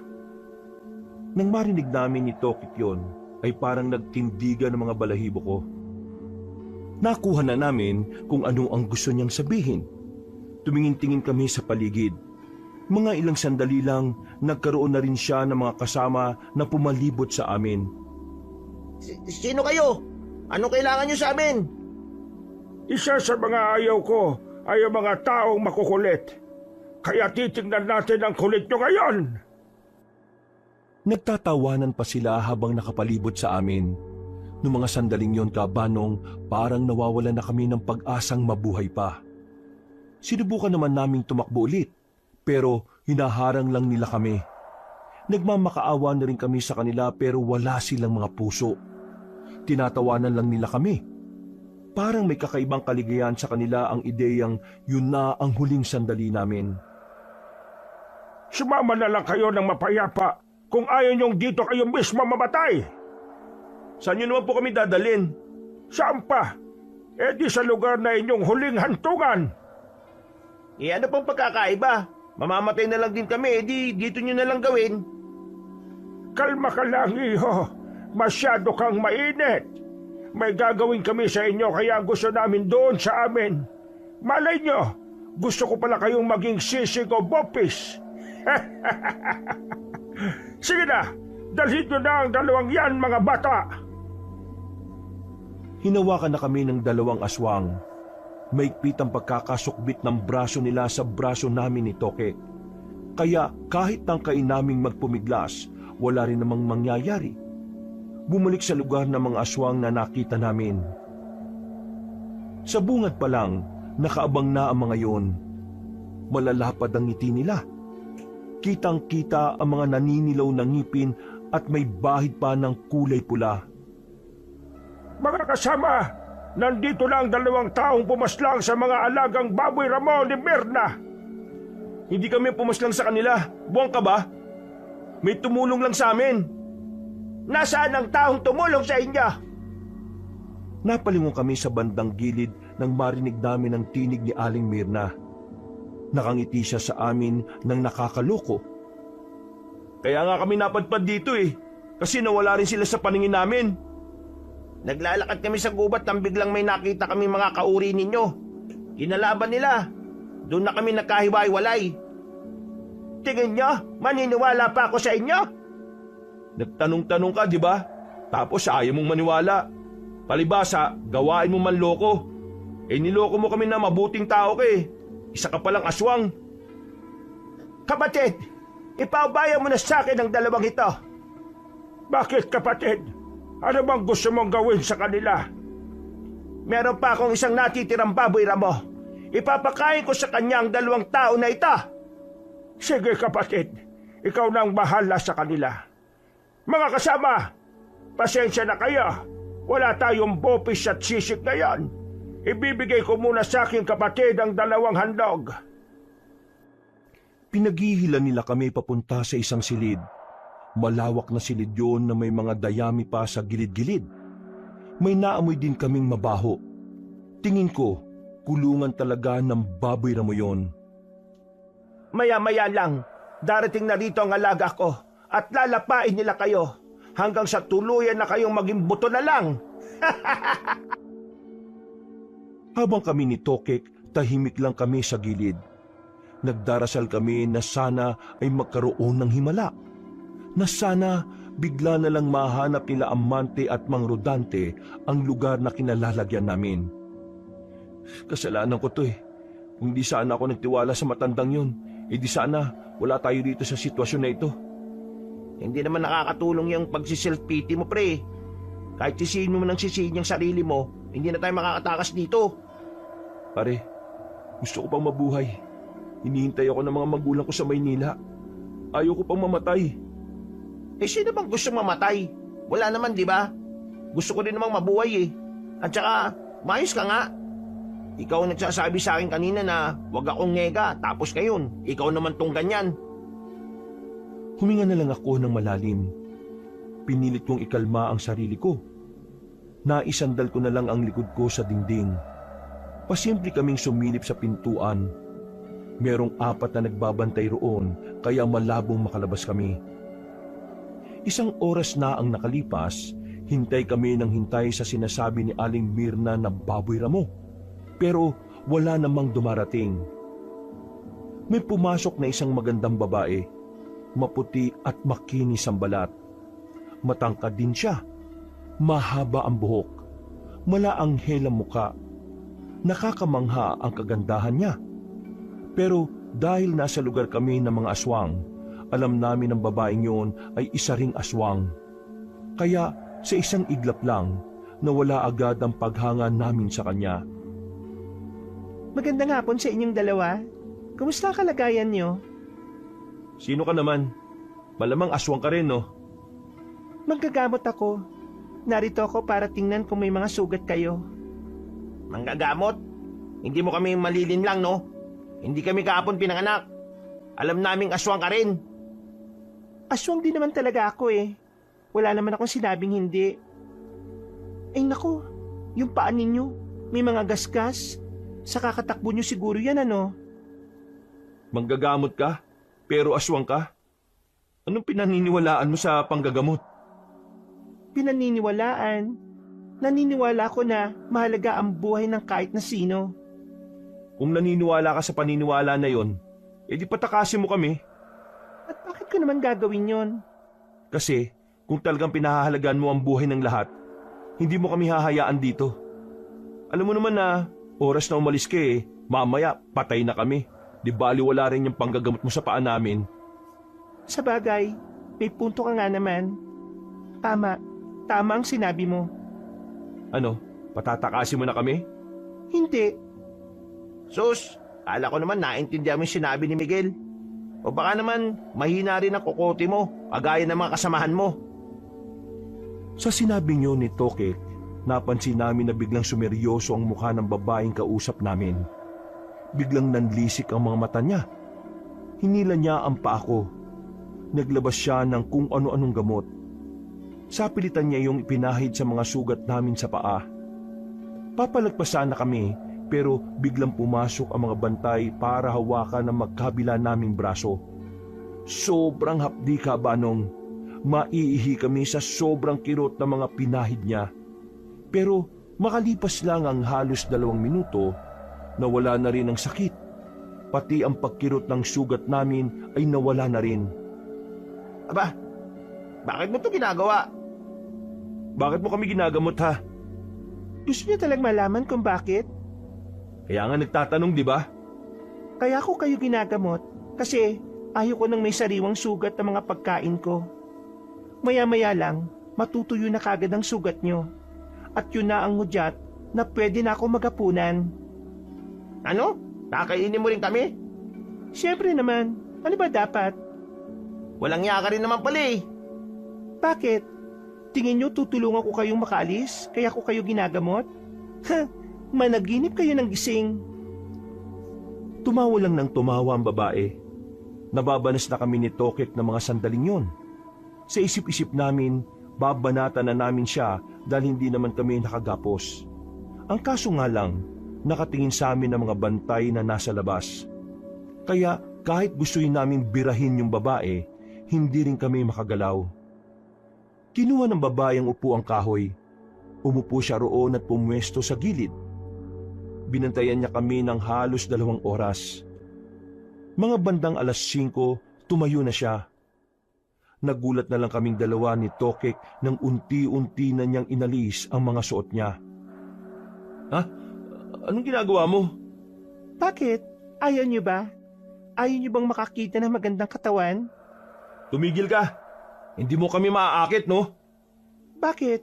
Tingin nyo ginagawa ko ito kasi gusto ko kayong akitin? Mga ibang na pala kayo eh. Inaalis ko lang ang mga damit ko para mas madali ako makapagpalit ng anyo at hindi masira ang mga damit ko. Napasiksik na lang kami ni Tokek sa may gilid. Takot na takot at kinikilabutan. Ang babaeng maganda na nasa harapan kasi namin ay bigla na lang naging malaking baboy ramo. Saka lang namin napagtanto na siya pala ang baboy ramo na sinasabi ni Aling Mirna. Nako, naalinti ka na. Kalma pre, akong bahala. May nakita akong bote ng soft drinks, ilang di pa lang ang layo sa akin. Hinila ko si Tokek para sumiksik doon. Pasimple ko namang kinuha ang bote. Nang akmang lalapit na sa amin ang baboy ramo, pinalo ko yon ng bote. Nabasag ang bote ng tamaan yon sa ulo. Dahil sa ginawa ko, bumalik sa dating anyo ang magandang babae. Naging anyong tao siya. Hindi na ako nagsayang ng oras. Lumapit ako sa babae. Sinakal ko siya gamit ang mga bisig ko. Tinuto ko naman ang basag na bote sa ulo ng bihag ko. Sige, subukan niyong lumapit. Ibabaon ko tong bote sa ulo ng babaeng ito. Walang nagawa ang mga nagbabantay. Hindi sila makalapit sa amin. Si Tokek naman ay nasa likuran ko lang. Ano? Hindi niyo kami pararaanin? Tatagas ang dugo nito sa ulo nito, sige! Pinadaan kami ng mga bantay. Nang makalabas na kami sa bahay na yon, lahat naman ng mga nasa labas ay nakaabang sa amin. Nasa bakuran lang kami habang sakal-sakal ko pa rin ang babae. Dumating naman si Aling Mirna at yung matandang lalaki na aswang. Nasa pagkakarinig ko, yun ang pinuno ng mga aswang. Bitiwan niyo ang apo ko kung ayaw niyong matuluyan. Ano akala mo sa akin, tanga? Hindi ko bibitiwan to kasi ito ang susi para makalis kami rito. Subukan niyo lang gumawa ng kahit na anong masama. Ibabaw ni Miguel yung basag na bote. Pwede sa ulo, pwede rin naman sa mata o sa leeg. La, tulungan mo ko. Ayoko pang mamatay. Kung hindi nyo kami hahayaan makalis dito, mamamatay itong apo nyo. Mga immoral talaga mga tao. Paano nyo nagagawang babuyin ng isang dalaga na kagaya niya? Wala siyang suot na kahit na ano. Tapos gaganyanin din niya. Kapal naman ang mukha mo magsabing immoral kami. Kayo nga ang kumakain ng tao eh. Sira ulo yata kayo eh. Umalis kayo sa dadaanan namin. Kung pipigilan nyo kami, ibabaw ko na to sa ulo niya. Sige!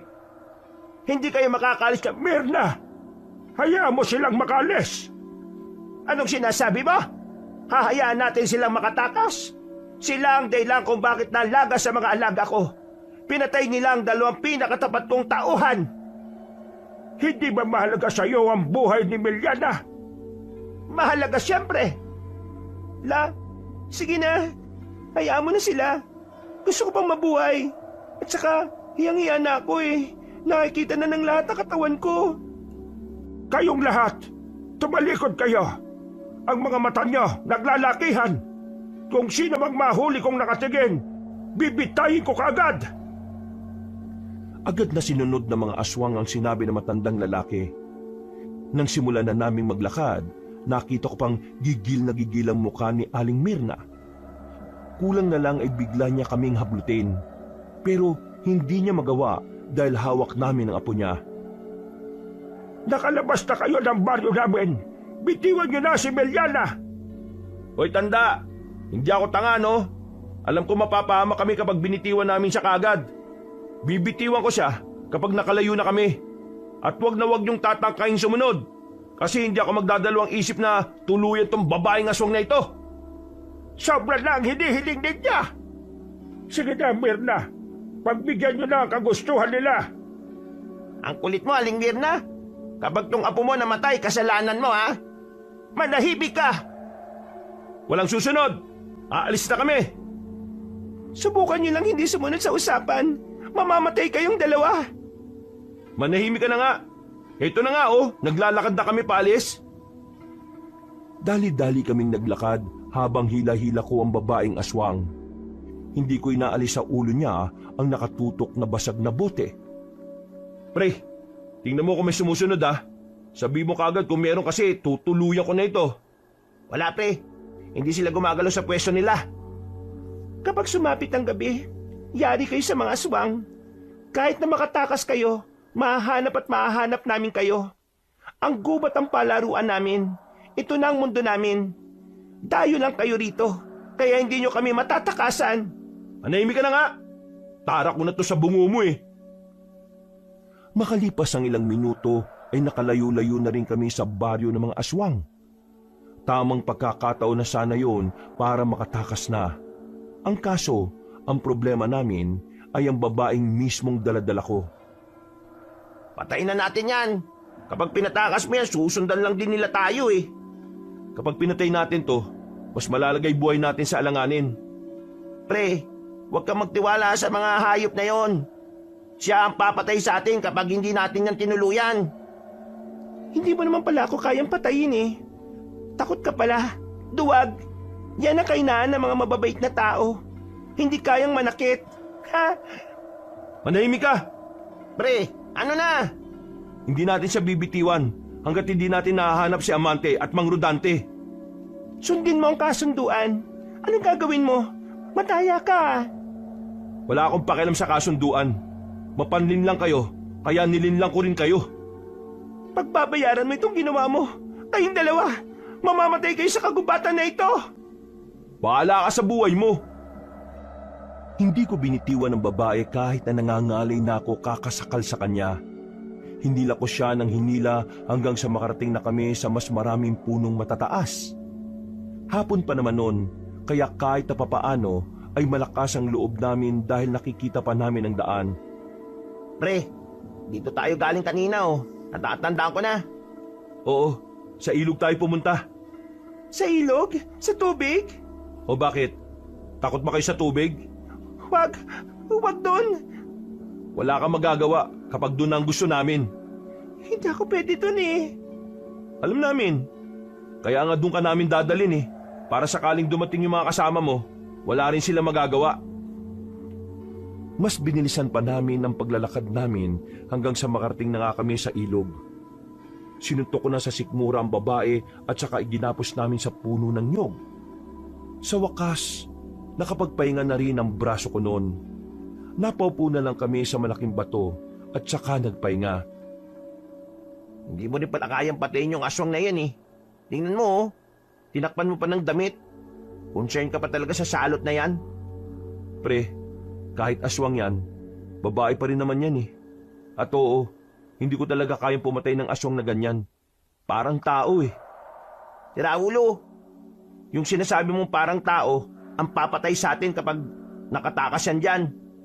Akin na nga yung basag na bote. Ako nang dededo dyan. Wag. Ang mahalaga ngayon, tatakas na tayo. Tara na, tumuwid na tayo. Kakayanin naman natin ang agos nitong ilog na to eh.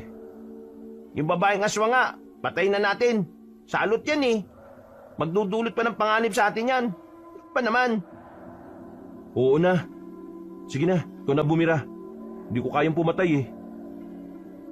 Kukunin na sana ni Tokik ang basag na bote nang biglang nakarinig kami ng mga kaluskos.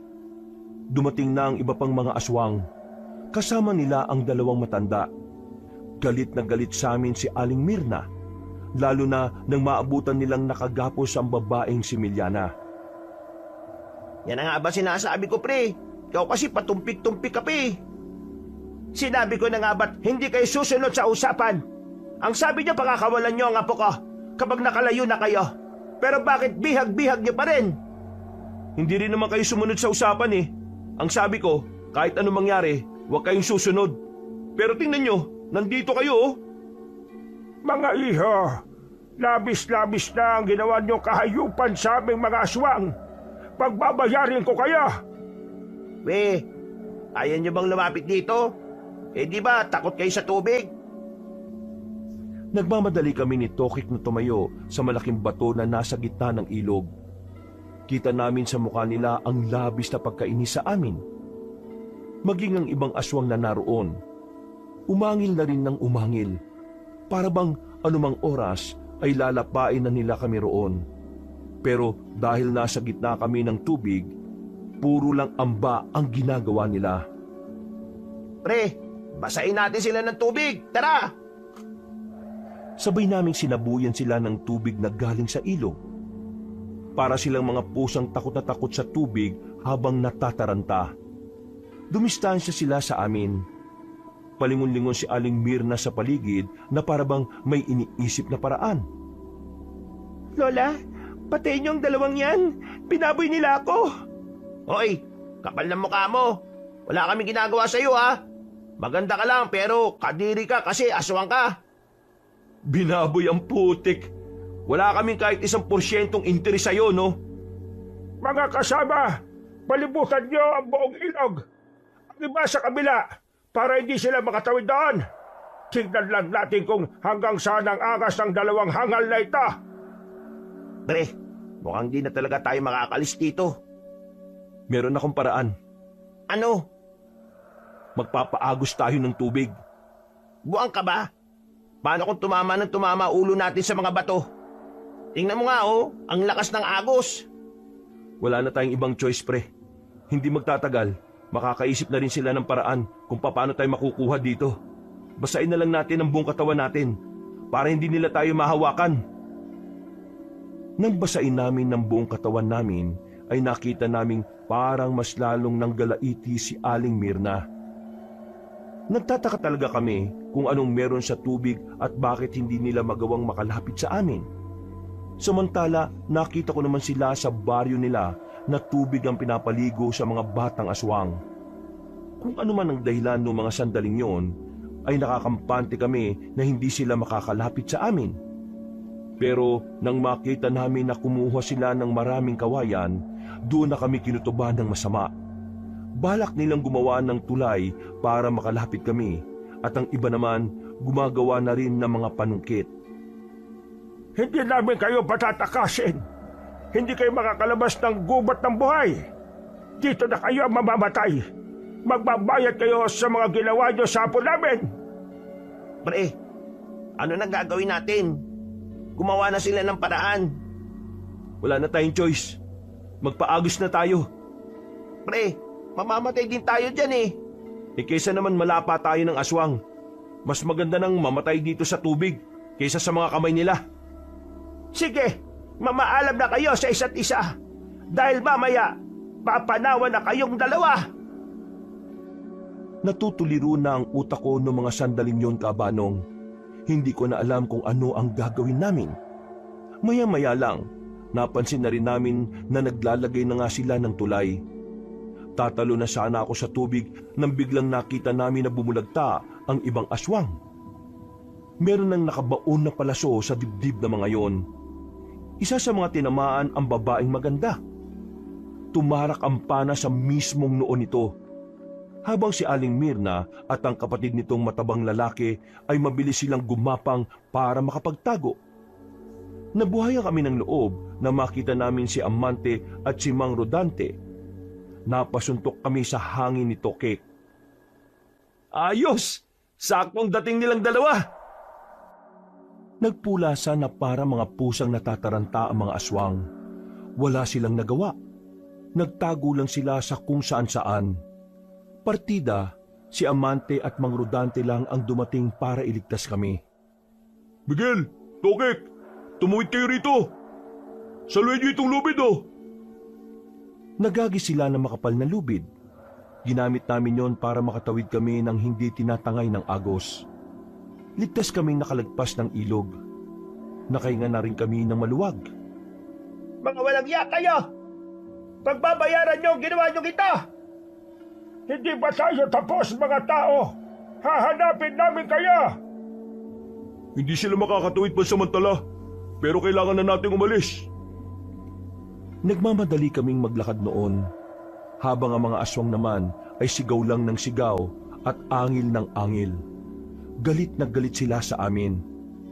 Nang makalayo na kami, ay tumigil na muna kami sa gilid ng mga puno para makapagpahinga. Lamig na lamig din kami noon dahil kalahati ng katawan namin ay nalublob sa tubig. Sinabi ko naman sa inyo na kahit na anong mangyari, huwag kayong aalis sa kinalalagyan nyo, di ba? Ano bang ginawa nyo? Lumayo kayo sa amin eh. Anong tingin mong gagawin namin? Malamang susundan namin kayo. Paano kung doon sa pinag-iwanan nyo sa amin eh may dumating na aswang? Wala namang dumating, di ba? Kaya lang naman kayo muntik ng mapahama kasi nakasalubong niyo yung aswang. Hindi kasi kayo nakikinig eh. Bakit bang titigas ng ulo ninyo? Kayo na nga itong tinutulungan. Sinusumbatan mo ba kami? Hindi ko kayo sinusumbatan. Ang akin lang naman, para din naman sa inyo itong ginagawa namin eh. Kaya sana naman makisama kayo. Kung tutusin lang, wala naman kami mapapala ni Mang Rodante dito eh. Mas uunahin pa namin dapat yung mga aswang kaysa sa pagtakas nyo. Pero pinag-aaksayahan namin kayo ng oras. O di nanunumbat ka nga. Sana hindi mo na lang ginawa kung isusumbat mo rin. Ginawa ko to kasi mahalaga kayong dalawa sa akin. Oo, nanunumbat na ako. Yun ang gusto mong isipin, di ba? Mas maganda nga siguro sumbatan ka para mas malaman nyo kung ano yung pinaghihirapan naming matulungan lang kayo. Bakit ba sumasama loob mo, Miguel? Ano bang masama sa sinabi ko na sumunod lang kayo sa sinasabi ko para makaligtas kayo? May masama ba ron? Tama na yan. Magkakaibigan kayo, hindi ba? Hindi kayo dapat nagkakagulo. Dapat nagkakasundo kayo. Paano magkakasundo? Minamasama pa niya yung ginagawa ko sa kanya. Kahit kailan talaga ganyan pa rin ang ugali eh. Walang pinagbago. Ganyan na ganyan yan nung nag-aaral pa lang kami. Hoy, hindi ko na gusto yung sinasabi mo ah. Tama na nga. Pareho naman kayo may mali eh. Dinadaan nyo pa pareho sa init ng ulo nyo. Wala namang mangyayari kung mag-aaway kayong dalawa. Hindi kayong dapat na magkalaban dito, mga pre. Ang tunay na kalaban natin, yung mga aswang. Doon kayo magalit. Bakit kayo magagalit sa isa't isa eh, magkaibigan kayo? Yung mga aswang. Yun ang kalaban. Kaibigan nyo ba yon? Hindi, di ba? Doon kayo magalit ng husto. Ilabas nyo sama ng loob nyo doon. Pampira naman kayo. Minsan na nga lang tayo magkita-kita, ganyan pa kayo. Ama na. Ama tong kaibigan nyo eh. Ang tunay nating kalaban dito ay walang iba kundi ang mga aswang. Kaya umayos nga kayo. Hindi na ako nakapagsalita ng mga oras na yon, Kabanong. Kalaunan, bigla na lang akong nakonsensya sa mga sinabi ko. Bumuntong hininga na lang ako. Nilapitan ko si Amante. Humingi ako sa kanya ng paumanhin. Tinanggap naman niya kaagad yon. Aminado naman ako na naging emosyonal lang din ako. Pero ang totoo, may mali din talaga kami kaya nalagay kami sa kapamakan. O ngayon maayos na. Pahinga na muna. Kakagat na ang dilim. Mamaya-maya lalarga na tayo ulit. Yung bangka na sasakyan namin, tuloy pa ba yon? Bukas na ng umaga yun. Wala nang pumapalaot ng gabi. Kung sana nakaabot tayo ron, kahit mga alas 5, wala sanang problema. Yung mga aswang kanina, bakit ba hindi sila makatawid ng ilog? Bakit sila takot sa tubig? Kung tubig lang pala panlaban sa kanila, di sana nagdala tayo na maraming tubig no? Hindi sila takot sa basta-bastang tubig lang. Ang kinatatakutan nilang tubig ay ang mga tubig sa ilog. Ayon sa impormasyon na meron kami, takot sila sa mga ilog dahil sa paniniwala nilang ang tubig ng ilog ay luha ni Jesus. At ang luha ni Jesus ay mabisang pamatay sa kanila. Pero yung ilog kanina, totoong pangontra sa kanila yon. May kung anong nakahalong elemento sa tubig doon kaya masakit sa balat nila. Pero wag tayo maging kampante Masusundan nila tayo kung magtatagal pa tayo rito. Ayos na ba kayo? Pwede na ba kayong umalis? Nagpatuloy na rin kami sa paglalakad. Tinatahak namin ang madilim na daan ng kagubatan. Noong mga sandaling yon, kahit na papaano ay nabubuhayan na rin kami ng loob ni Tokek.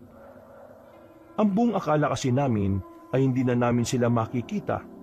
Buti na lang talaga, nagkataon na sa ilog din ang direksyon nila Amante kaya nila kami nakita. Mahigit 1 oras na kaming naglalakad. Iniisip ko noon na magiging ligtas na kami dahil palabas na kami ng kagubatan.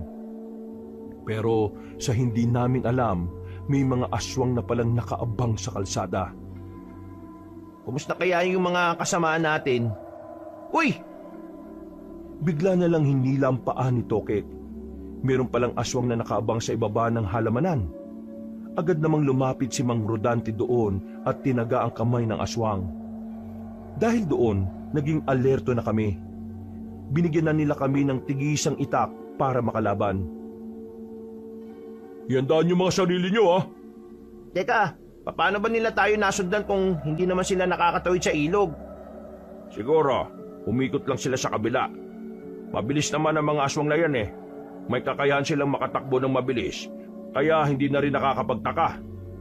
Nasundan din siguro nila tayo dahil sa mga sugat nyo sa paa. Wala na tayong magagawa. Palag-palag na talaga to. Huminga ako ng malalim sa pagbabakasakaling mababawasan ng kaba ko kapag ginawa ko yon. Pero wala namang nangyari. Walang nagbago. Malakas pa rin ang kabog ng dibdib ko kahit na anong gawin ko. Inisip ko na lang na kailangan naming makaalis doon. Nang lumabas na ang mga aswang, kasama na nila yung babaeng apo ni Aling Mirna, na sa pagkakaalala ko, Milyana ang pangalan. Siya ang nagpapasunod sa mga aswang na kaharap namin. Ayan na! Nang unang lumapit si Amante at si Mang Rodante, pinagtatataga nila ang unang grupo ng aswang, habang kami naman ni Tokek ay parang nagdadalawang isip pa. Pero nang makita naming napapalibutan na ng mga aswang yung dalawa, naglakas loob na lang akong lumapit at makipagsabayan. Sumunod na rin si Tokek sa akin. Agad namang napatay ang mga aswang at tanging si Milyana na lang ang natitira. Tatakas pa sana siya pero pinukulan siya ni Mang Rodante ng palaso. Tinamaan si Milyana sa batok at tumagos pa yun sa mata nito. Hindi pa nakontento si Mang Rodante. Nilapitan niya ang aswang na babae at saka tinarak ang itak sa bandang dibdib. Talagang siniguro niyang hindi na yon mabubuhay. Siguradong manggagalit sa galit yung dalawang matandang aswang. Mahal na mahal pa naman nila yung apo nilang yan. Kailangan natin maganda dahil mas magiging mabangi sila kapag nalaman nila to. Huwag kayong kakabahan ha. Hanggat kasama nyo kaming dalawa, walang mangyayaring masama. Makikinig lang kayo sa lahat ng sinasabi namin. Amante, pagdikit-dikitin na ang mga ito. Sunugin na natin para hindi na nila mapakinabangan pa. Kailangan ba talagang sunugin ng mga bangkay nila? Di ba parang hindi na makatao yan? Ano ka ba? Hindi naman makatao yan eh. At saka kaya natin susunugin ang bangkay nila para mawalan na ng pagkakataon ng mga aswang na buhayin sila. Matapos naming ilahin para pagtabi-tabihin sa gilid ng kalsada ang mga bangkay nila, sinunog na yon ni Amante. Hindi na namin hinintay pang maubos ang apoy. Kinailangan na rin naming lisanin agad ang lugar. Meron kaming nadaanan na isang baryo. Normal na tao lang daw ang mga nasa loob ayon sa dalawa. Pumasok kami roon. Naghahanap kasi kami ng maaring arkilahin na sasakyan o tricycle. Nang sa ganon, madali kaming makabalik sa baryo nila Amante. Noong mga sandaling yun din, nakakaramdam na rin kami ng gutom. May pera ba kayo dyan? Nagugutom na kasi kami. Ginutom kami sa kakatakbo namin kanina. Sige, kumain na muna kayo. Doon, may kainan doon. Teka, paano tayo makakasiguro na baryo nga ito ng mga normal na tao? Huwag ka mag-alala. Alam namin ang mga palatandaan ng mga aswang. Tindahan ng lomi ang pinuntahan namin. Walang kanin pero sapat na ang dami ng in-order namin para mabusog kami. Binilisan lang namin ang kain namin. Pagkatapos ay naghanap na rin kami ng sasakyan. Sa kakalibot namin sa baryo, naramdaman na lang namin na meron na palang mga sumusunod sa amin. Kumilos lang kami ng normal. Hindi kami nagpahalata sa kanila. Pumasok kami sa isang iskinita. Inabangan namin ng 3 lalaki na nakabuntot sa amin. Nasundan na naman tayo. Lintik na yan. Paano ba nakakasunod ng mga siraulong yan? Yung sugat nyo nga, dumudugo. Malakas ang pang-amoy nila dyan. Pahamak pala yung mga sugat natin, Tokik eh. Ayun na sila! Nanahimik na kami at saka nagtago sa dilim. Nang makalapit na sa amin ang 3 aswang, mabilis yung tinaga ni Amante at Mang Rodante. Tinamaan agad nila yon, pero nakatakas ang isa. Hinabol namin ang lalaki, pero dahil may mga nakakasalubong din kaming ibang tao, hindi na namin inabutan. Akala namin matagal pa bago makabalik ang mga aswang, pero ang hindi namin alam, nasa bungad lang pala ang mga yon. Parang alam na talaga nila na sa baryong yun kami pupunta. Marami sila. Teka, kakayanin ba natin ang mga yan? 4 lang tayo oh. Kung ayaw pa ninyong mamatay, magtago na lang kayo dyan. Kami na lang ni Amante ang bahala rito. Hindi, sasama ako. Ha? Sigurado ka ba, pre? Sawaan na ako sa pagtatago eh. Siguro, oras naman para lumaban din ako. Ikaw, hindi ka ba lalaban? Kung lalaban ka, lalaban na rin ako. Kung ganun, edi sabayan nyo kami. Anong gagawin natin? Tutal, marami sila kaysa sa atin. Hindi natin sila lalabanan ng harapan. Unti-untiin lang natin sila. Lumipat lang kami ng pwesto. Hinintay lang namin na magsipasukan ng mga aswang sa baryo. Hindi nagtagal, natanaw na rin namin sila. Kasama nila ang 2 matanda, si Aling Mirna at ang kapatid nitong si Mang Oyo. Tila alam ng mga tao kung ano sila. Dali-daling nagtakbuhan ng mga tao sa kanya-kanyang pasok sa kabahayan. Biglang nawala ng tao sa labas. Parang naging ghost town. Kahit na saan kayo magtago, mahanap at mahanap namin kayo. Hindi namin kayo paalisin ng probinsyang ito ng buhay. Nagkamali kayo ng kinalabang angkan. Maling-mali na kinalaban niyo ang mga aswang. Napapalunok na lamang ako ng laway ng mga sandaling yon, Kabanong. Noong mga oras na yon, Alam kong anumang oras ay magsisimula na ang gulo. Kaya naman maigpit na ang pagkakahawak ko sa itak. Walang lalabas kahit ano mangyari ha. Hayaan namin silang malaman nila kung nasaan tayo. Kaya walang lalabas. Nagtiyaga kami sa pinagtataguan namin. Mula sa kinalalagyan namin ay nakikita na namin silang nakatayo roon. Tila inaabangan din kaming lumabas. Amante, maganda na ang pwesto ko rito. Isang bira ko lang ng palaso, patay na agad tong isang matandang lalaki na to. Yun ang pinuno nila, di ba? Ana, palag? Kapag ginawa niyo yan, malalaman agad nila kung nasaan tayo. Pero malaking kawalan sa kanilang matandang yan. Kapag napatay kaagad natin yan panghihinaan na sila ng loob. Walang nagmamando sa kanila. Hindi.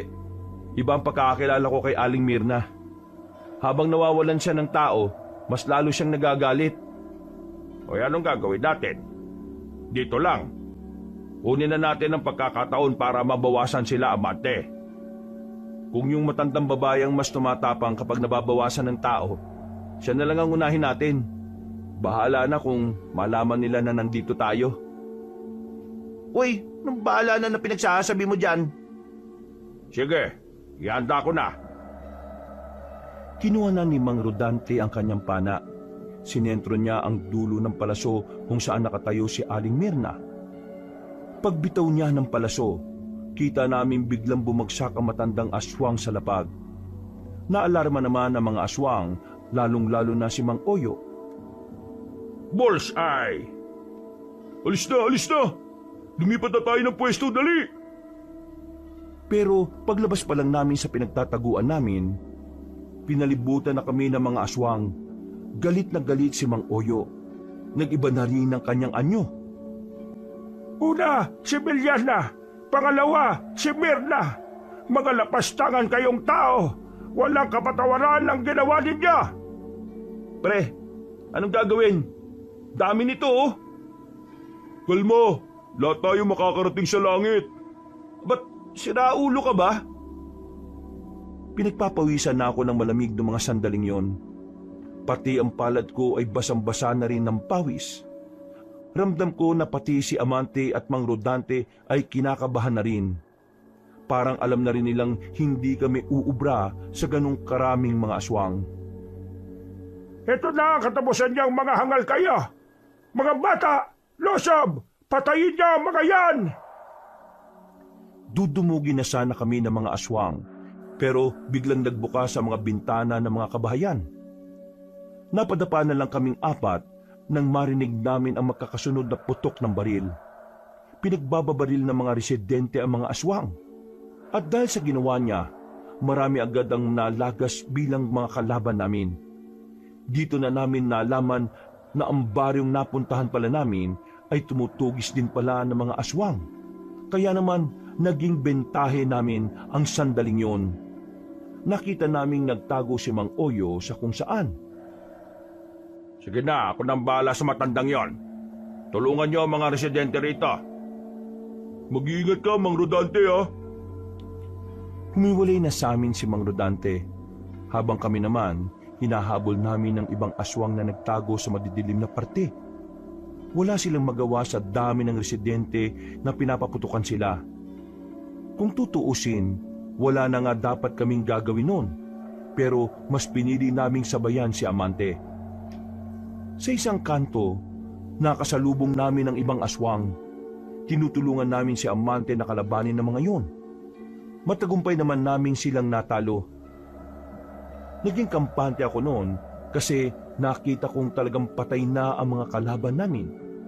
Pero laking gulat ko nang biglang lumabas si Mang Oyo sa gilid. Hinablot niya ako. Kinalmot niya ako ng maraming beses. Naisalag ko ang braso ko kaya yun ang nadali sa akin.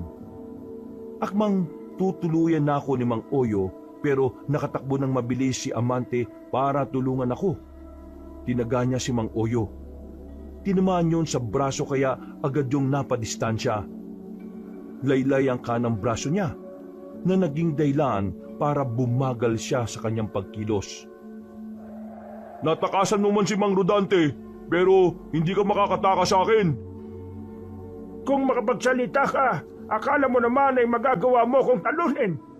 Hindi mo ko kakayanin, bata. Masyado ka pang bata, iho. Nagkakamali ka yata ng husga sa akin, ah. Yung matandang kalaban mo, mas magaling pa ako ron. May kung anong dinukot si Amante na patalim sa tagiliran nito. Walang ano-ano, pinukol niya yon sa direksyon ni Mang Oyo. Tinamaan ng matandang lalaki sa dibdib.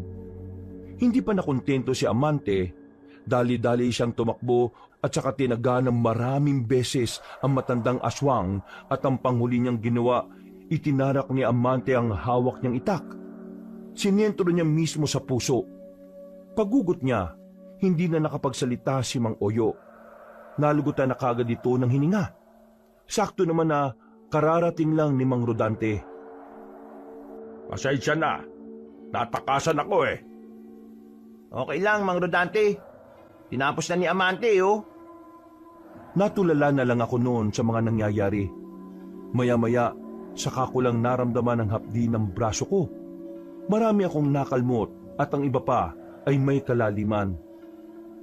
Amante, asikasuhin mo yung braso ng kaibigan mo. Ako na ang bahala sa mga natitirang aswang.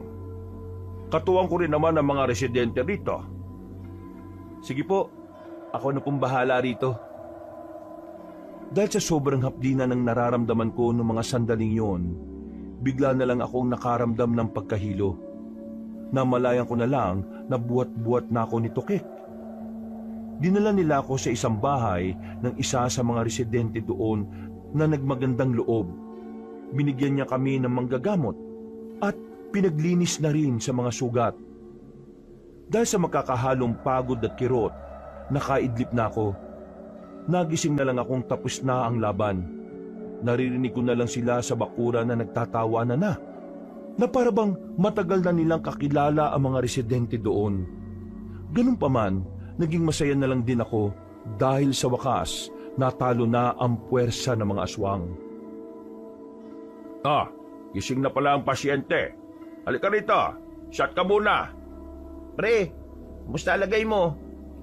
Ha? Ayos na ako. Medyo mahapdi lang kanina. Bukas ng umaga, makakauwi na kayo.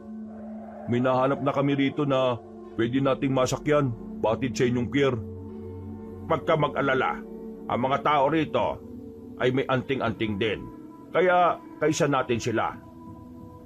Maraming salamat po. Lalong-lalo na sa inyo, Mang Amante at Mang Rodante.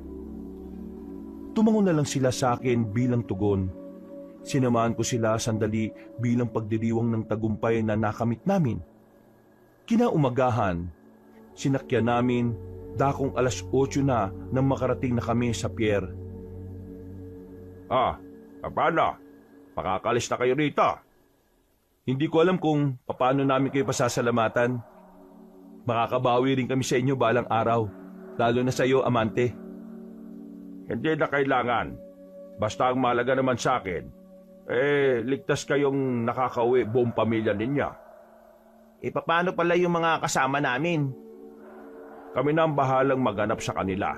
Sa ngayon, kailangan ninyong masigurong ligtas na kayo. Tatawagin namin kayo kaagad kapag may nagkalat na kaming impormasyon. Sige, sana nasa ligtas lang siyang kalagayan. Sige na, umakit na kayo. Miguel, Tukik, magkita tayo sa Maynila. May ayusin lang ako rito. Susunod ako dun sa inyo. Yun, ayos! Sumakay na rin kami ng barko. Kumuhay na lang kami sa kanila bilang pamamaalam. Nakauwi naman kami ng ligtas sa Maynila. Ang mga kasama namin ay nakabalik din ng ayos.